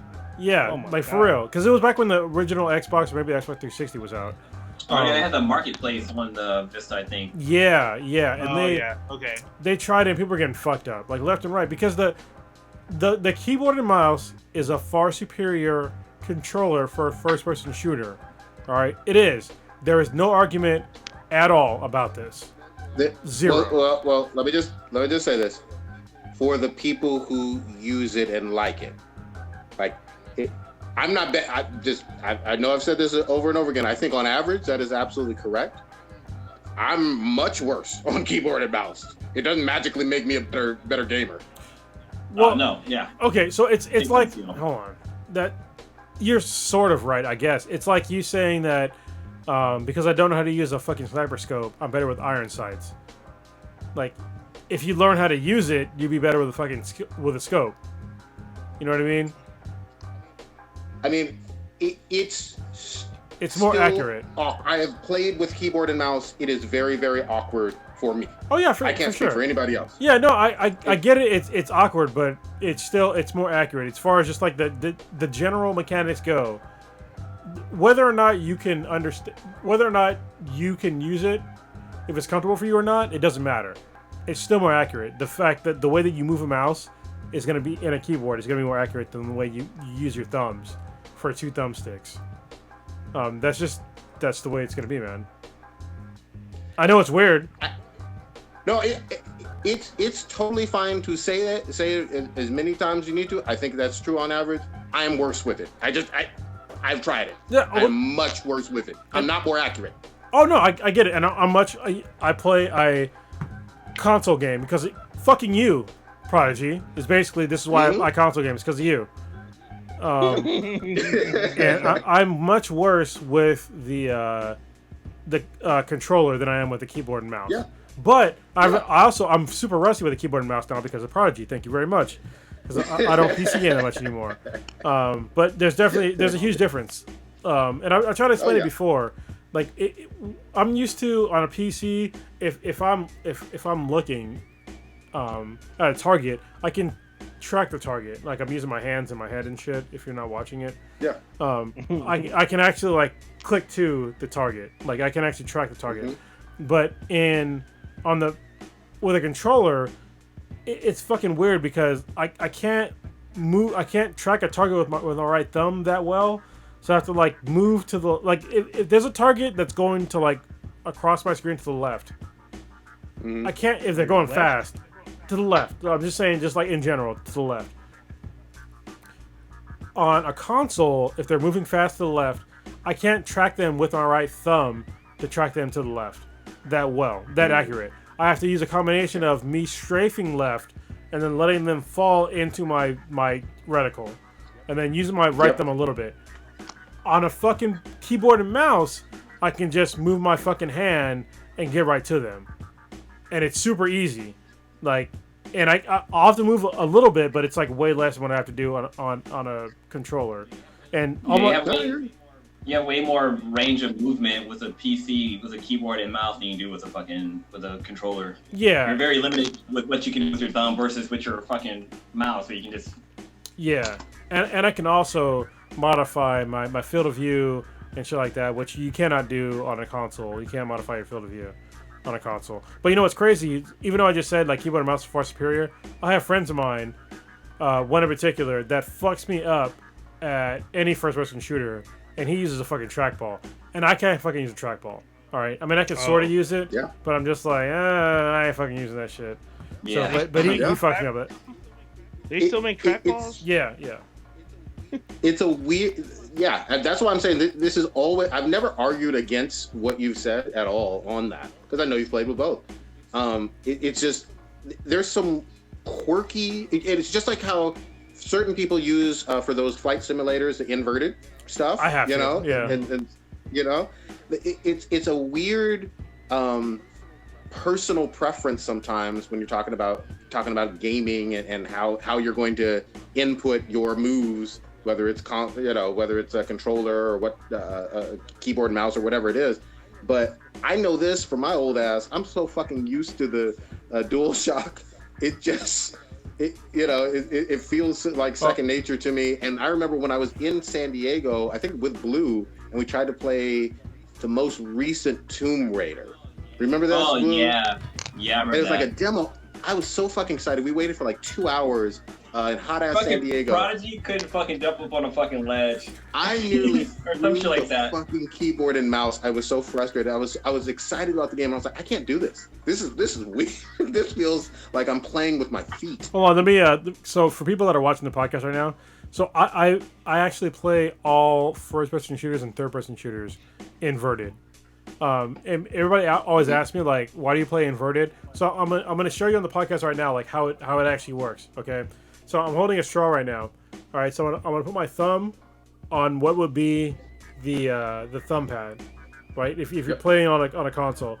So if I pull my thumb down, what happens to the thumb? What happens to the straw? Goes up. And if I push it up, what happens to the straw? Goes down. That's why I play inverted. So anytime like this is like the best way I can put it for somebody. Like, is just watching this. Yeah, that's visual. Because I actually think about my thumb is connected to the back of the person's head, and when I move the thumb up and down, this is the way it works. And the reason why this happens for me and for like most people, I think, that play inverted, besides what I just said, is that we're used to like flight simulators. And so back in the day when I was like a little kid, like 35,000 years ago, I was playing X-Wing.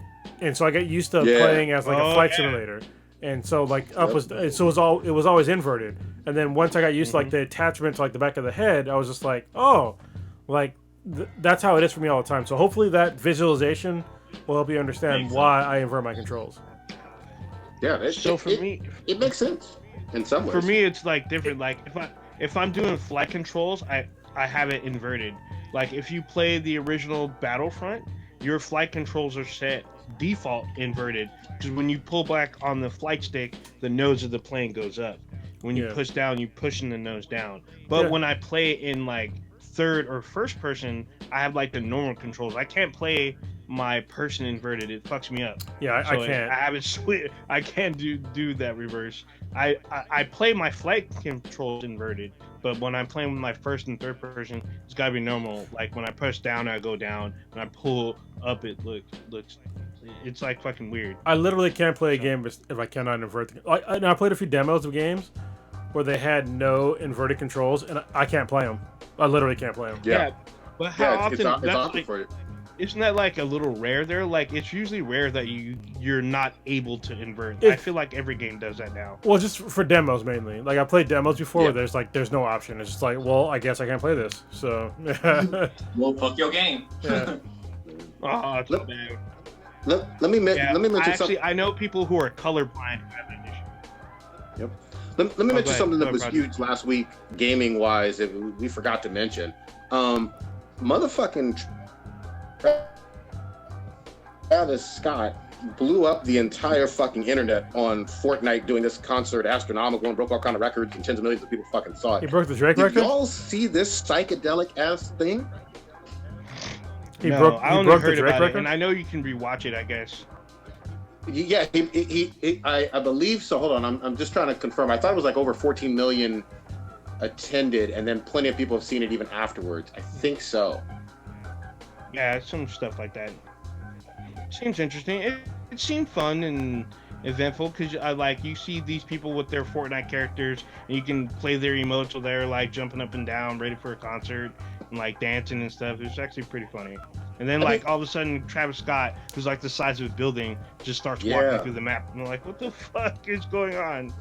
Look, I gotta admit, this looked cool. I've seen it. You know, he had some of his like hit songs and whatnot where he's rapping about Jamba Juice on there. But in the Fortnite world, this looks like some kind of weird, psychedelic, kind of like a Bootsy Collins or George Clinton kind of level psychedelic funk party. That's awesome. From the videos I saw, there's a part where he gets all robotic and shit and gets fucking crazy.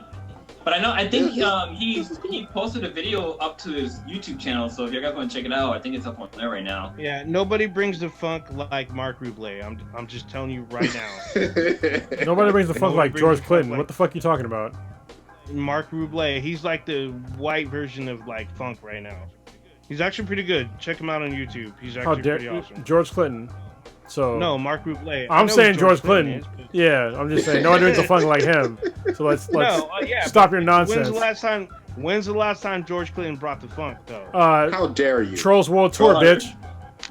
Okay.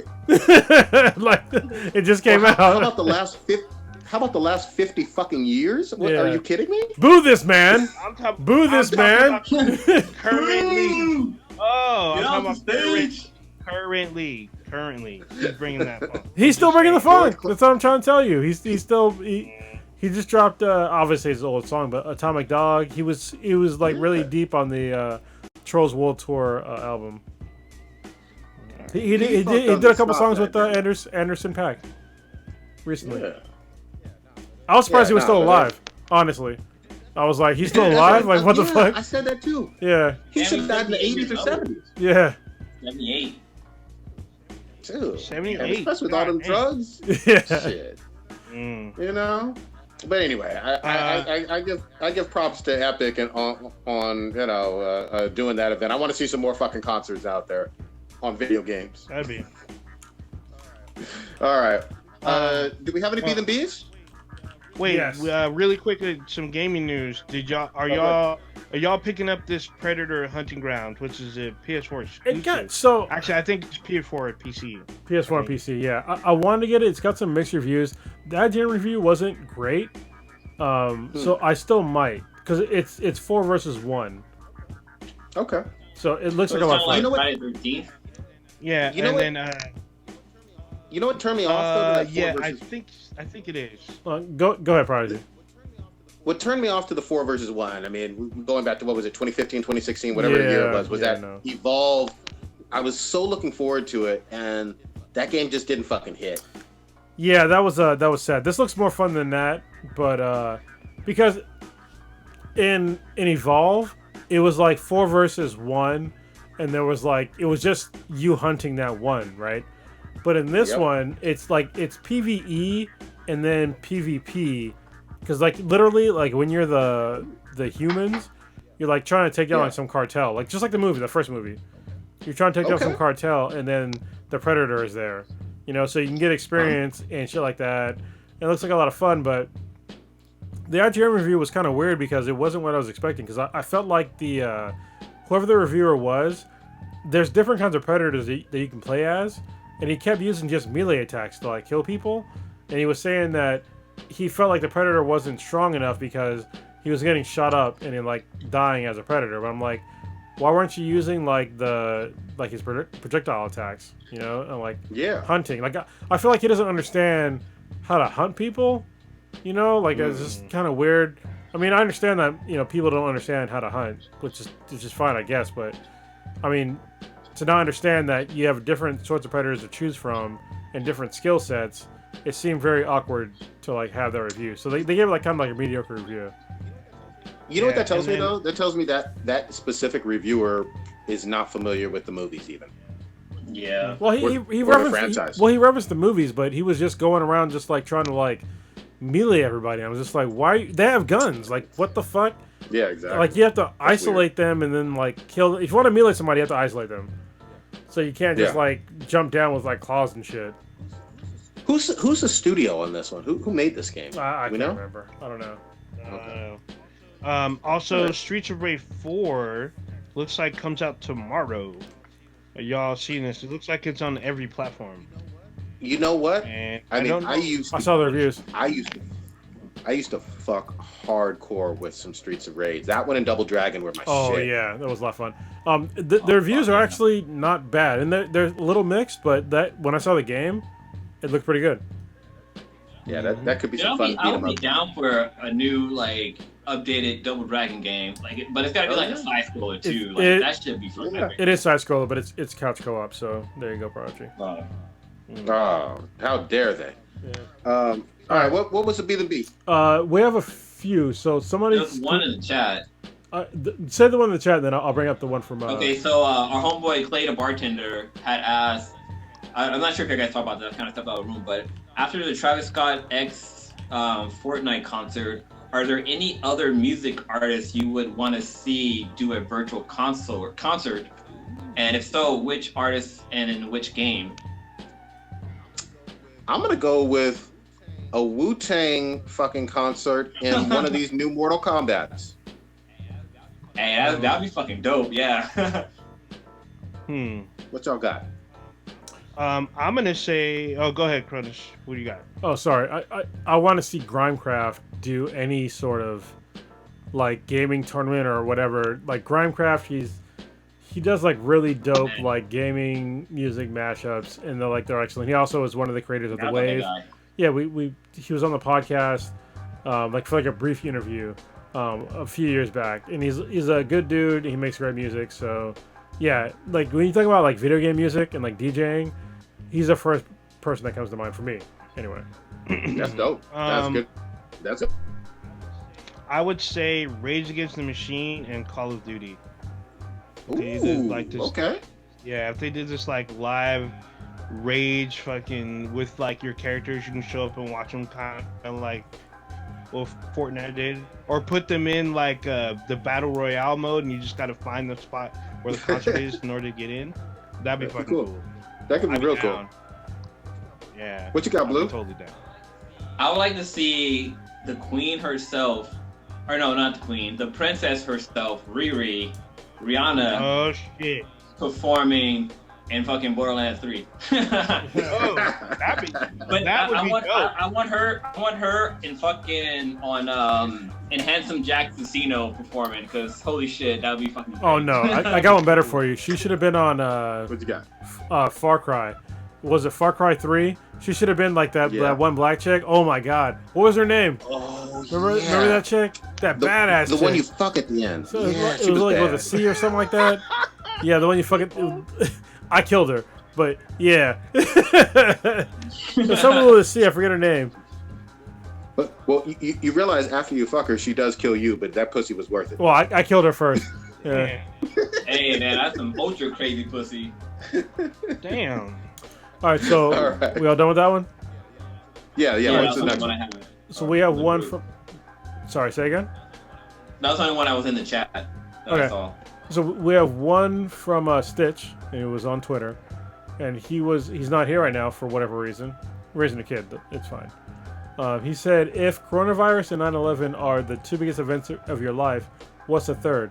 So first of all, the coronavirus and 9/11 are not the two biggest events of my life. Yeah. But that's okay. I'll give you a more recent, the most recent biggest event of my life, and that would be adopting, or actually just, well, basically the whole adoption story of my youngest daughter Riley, who's now a toddler. But before that would obviously be my oldest daughter, Little Bit, who I'll release the podcast soon about that because we were kind of drinking and I have to edit out the podcast. But I actually don't put the coronavirus, even 9/11, as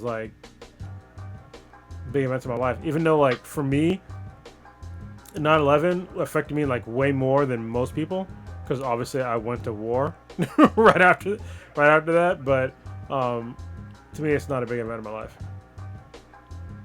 All right, fair enough. What you got, Blue? So for me, mine was a life changer event, and it's man, I can't believe it's been probably going on 11 years now. But meeting my biological father for the first time, that was like when I talked to him on the phone for the first time, I can't believe that I fucking cried.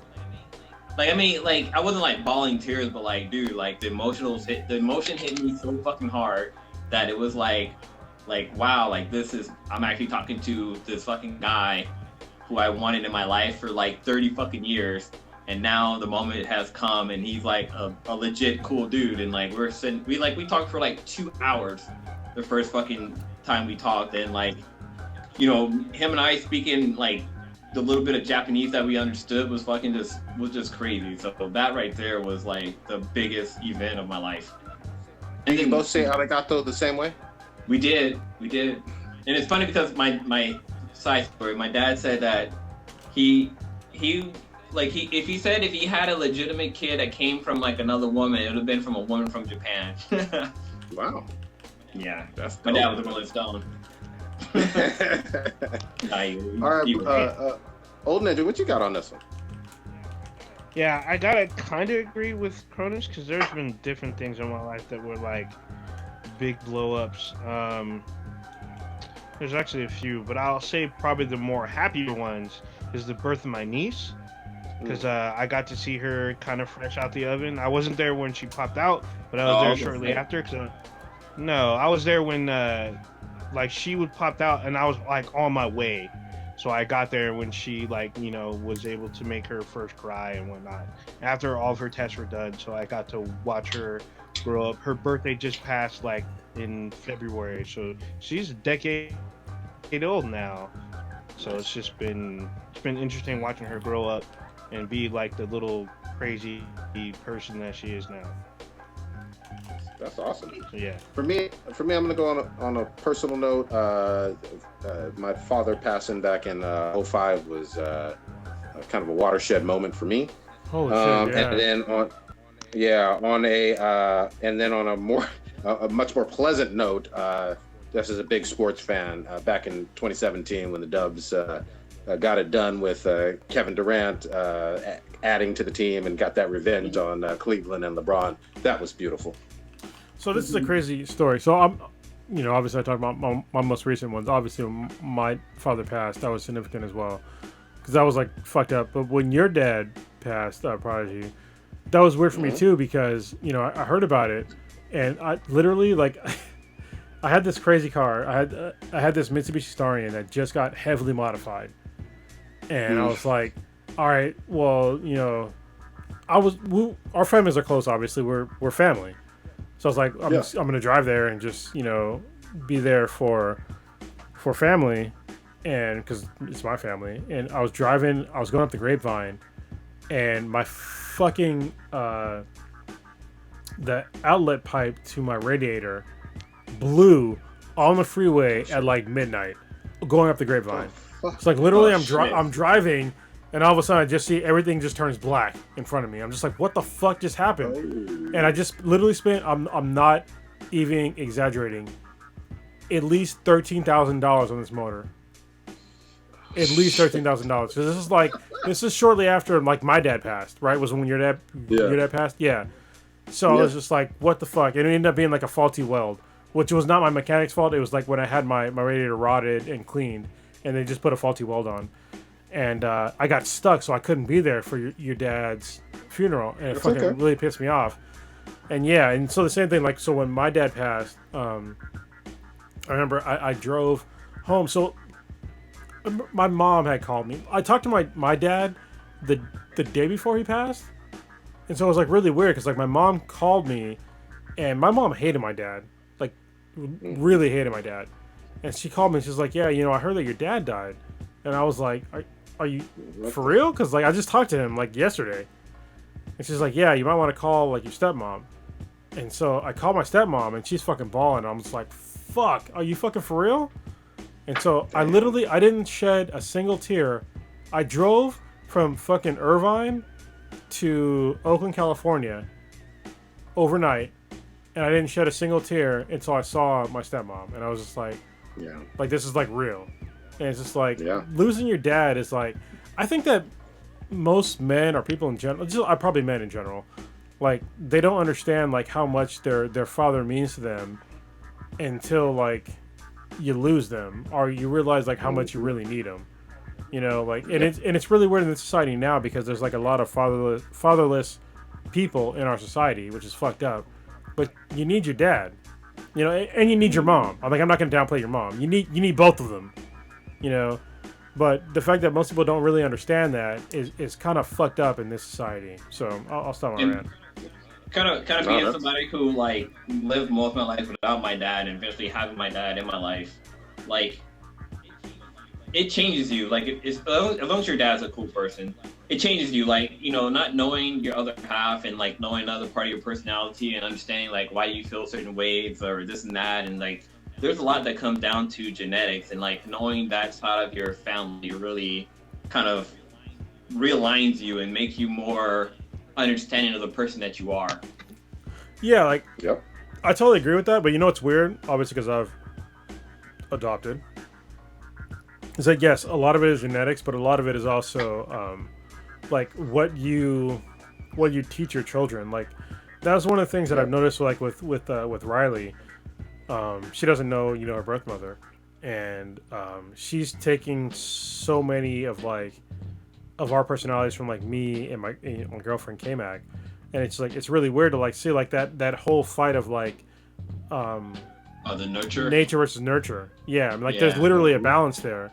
And it can get thrown off, So like, for sure. Yeah, but it's interesting. I kind of like it, like seeing it from like an adoption standpoint, like seeing like how much of the stuff that we're trying to instill in her that she picks up. I think it's great. So that's awesome. That's awesome. Let's go ahead and wrap it up and get into what we got popping beside other than sheltering. This week, Blue, what you got? Oh, there was. Hold on. Sorry, there was one more. Was there another one? Yeah. I'm sorry. Okay, I'm sorry. I pull up topics again. It was. If you couldn't leave your house, what would be the first thing you? Did we answer this last week? If you couldn't leave your house, this like 2 weeks. Did we? Okay, so we didn't delete it. Yeah. Okay. Yeah, I think we got that one. All right. Sorry. My apologies. No worries. Blue, what you got popping this week? So if you didn't know, you're about to know. Tomorrow is my birthday. About to be a birthday boy. So if you haven't seen my shirt, I have a shirt that says April 1979, 40 years of being awesome. That's such a long time ago. It's actually also tomorrow will be 41. Years of being awesome. This is a shirt I got last year. You're gonna wear that tomorrow, aren't you? Yeah, so tomorrow is my birthday. I'm doing a Zoom party with a bunch of friends, which should be fun. I don't know how it's gonna turn out, but it's gonna be hopefully there'll be a lot of drinking. Are we invited? Yeah, you guys are invited. What the fuck? You need the invitation? But so I'm doing I'm doing that this weekend. I think Kronos is doing it as well. There's a virtual beer fest that we're participating in, which is interesting. Oh, so is it this weekend or next? Oh shit, I don't know. Yeah, it's this Saturday. Oh shit! Saturday All right. at 7. I'm getting drunk twice. Yeah, we get drunk twice. But it's kind of cool because I received my. So the way that it works is that they shipped us a box full of beer, basically.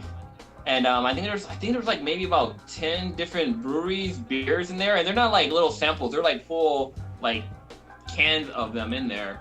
And I think the way that it's worked is there's going to be a YouTube channel that we get to log into, and they're going to have every one of the breweries on there, and they're going to go into details about the beers that they have. So while they're talking about their beers, that's when you're supposed to pop open a beer and drink it. But what's kind of cool about it is that like you can share it. So like I think in the invitation or the event thing, it had said that like, yeah, you can definitely like two people can share from this one package. And I think it was about $40 for it. It was $10. It was $30 for the event and $10 for them to ship it. So I'm looking forward to that. Like the beer that they have in there, actually, it's a pretty good selection. They have like two or three ciders in there, which is kind of cool. But it was really interesting because when I got the box, on the label, like I never had this happen before. Like the delivery person had to actually check my ID to make sure I was 21, and also make sure that I wasn't drunk when I received it. Because on the box it says like there's like all these fucking guidelines on there, which is kind of funny. That's funny. I should have brought the box, but I threw the box away already. But I took a picture of it, but yeah, I think probably the same guy delivered it to me. Mexican dude. Yes. He didn't even like fucking card me. He was just like, "Here's your shit." But yeah. It's like, hey man, he's like, "You look old enough." Yeah, it's but I mean, honestly, I'll be honest. Like the beer selection to me, it was average. Yeah, I mean it's nothing special, but it's still pretty cool though. Yeah. So I will say it was average. However, I'm happy that they're doing what they're doing. I'll support them if they do it again. I'll definitely do it again. Like I'm used to having like higher alcohol content beers, which is, I mean, for most people, like the selection here will be totally fine. But for me, I like having higher alcohol content, and I've had like a lot of these beers before, and like most things under like 7% alcohol, I usually don't drink, but I will drink it on Saturday to enjoy with all you fucks. So all you need is Budweiser. What are you talking about, man? No. I just happen to like more higher alcohol content, but I mean, I'll be drinking it's 10 beers, right? Yeah, I think it's 10 beers, which is that's actually pretty good. I mean, it's like $3 a beer. Yeah, like the cost is really good.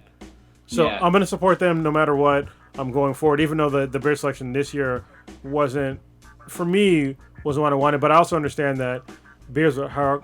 Listen, I would happily pay $80 to do this if you give me beers that are higher alcohol content and I don't know, just like more rare. I guess that's probably what it is, and also more rare. Like I know on the card it talks about how like if you're gonna be doing this with like friends and stuff like that, like you should start up like a chat room. So we should definitely start a chat room so we can kind of talk about the beers as we drink them. Oh yeah, and as we watch like the YouTube video. We should do that. Like I'm sure. I mean, they're probably all gonna taste great, but just I'm used to like drinking beers that are higher alcohol content, so I don't drink as much beer because I try to keep my figure. All right, so I try not to get fat again. But I get it. I haven't had a beer for a long time since this. Like lockdown started, so yeah. Probably since the beer week stuff, right? What's up? Since SF Beer Week stuff? No, I mean I have beer since then, but I mean that was fucking February, man. Dude, could you imagine if the coronavirus hit during SF Beer Week? Oh man, that'd be fucking terrible. Thank fucking God. Yeah, I've been drinking like vodka and shit. Old Ninja, what you got over there? Basically, kind of the same. Actually, so there's three. Birthday too? No, but there's two other friends. There's two other friends of mine that are celebrating their birthday tomorrow, and one of them, I got to drop off a gift to. The other one is my little cousin. He has his birthday, so I got to see him, and then try to make it to Blues event and be on there. So I'll be doing that tomorrow. I'm going to be going back to work at a limited capacity in a couple days, so These are kind of my last days of. I'll be on less quarantine, but we'll see how that works out. And still doing some gaming in between, but other than that, kind of getting back to some semblance of life a little bit for me. So we'll see. Good shit. Kronos, what you got? Well, Blue's birthday and the SF Virtual Beer Fest should be fun. It's been fun teaching Kamak Jiu-Jitsu. It's been Nice. Honestly, it's been really cool. I need to finish doing the shed. Have you guys done after hour jiu-jitsu? She puts me in guard really good. Damn. No, but I don't know.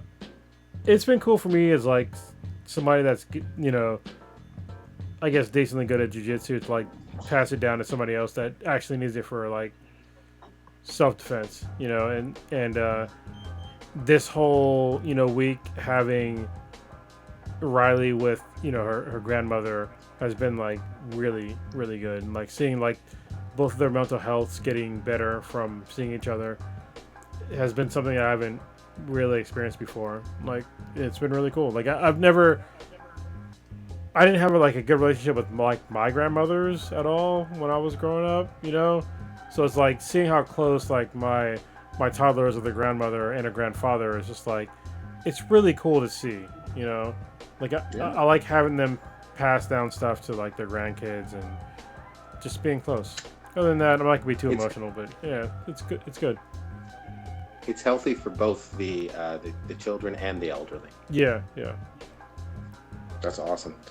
I'm wrapping up my Red Dead playthrough on the White Hat stuff, and I'm gonna try to get on with B-Boy Frost on some online because I've never fucked with any Red Dead Redemption 2 online.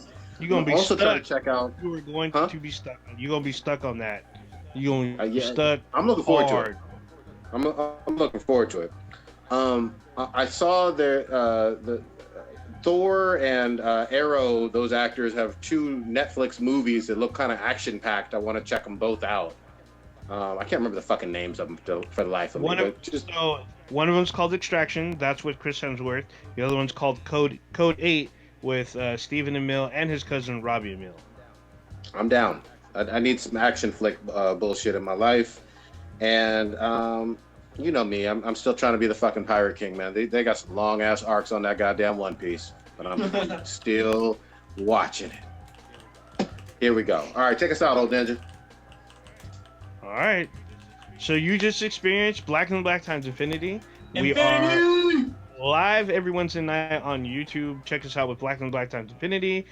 Check us out everywhere, pretty much on the net with @BThanBTI. That's BThanBTI. Check us out on Twitter, Facebook, Twitch, Radio Republic, Spotify, SoundCloud, and on Amazon. We have an app on there. Check out our official website, binheadproductions.com/BThanBTI. What am I missing? I think that's all of us. Yeah. Try to support your local comic shop. This Saturday would have been Free Comic Book Day. Try to support them if you can. Yep. They're open. All right, we are maybe out this bitch. I don't know. Hold on. My spin logo ain't working, so we're just gonna drop. Oh, it did work. All right, cool. Good shit. All right. Thank you. Later, I gotta take a shit. See y'all.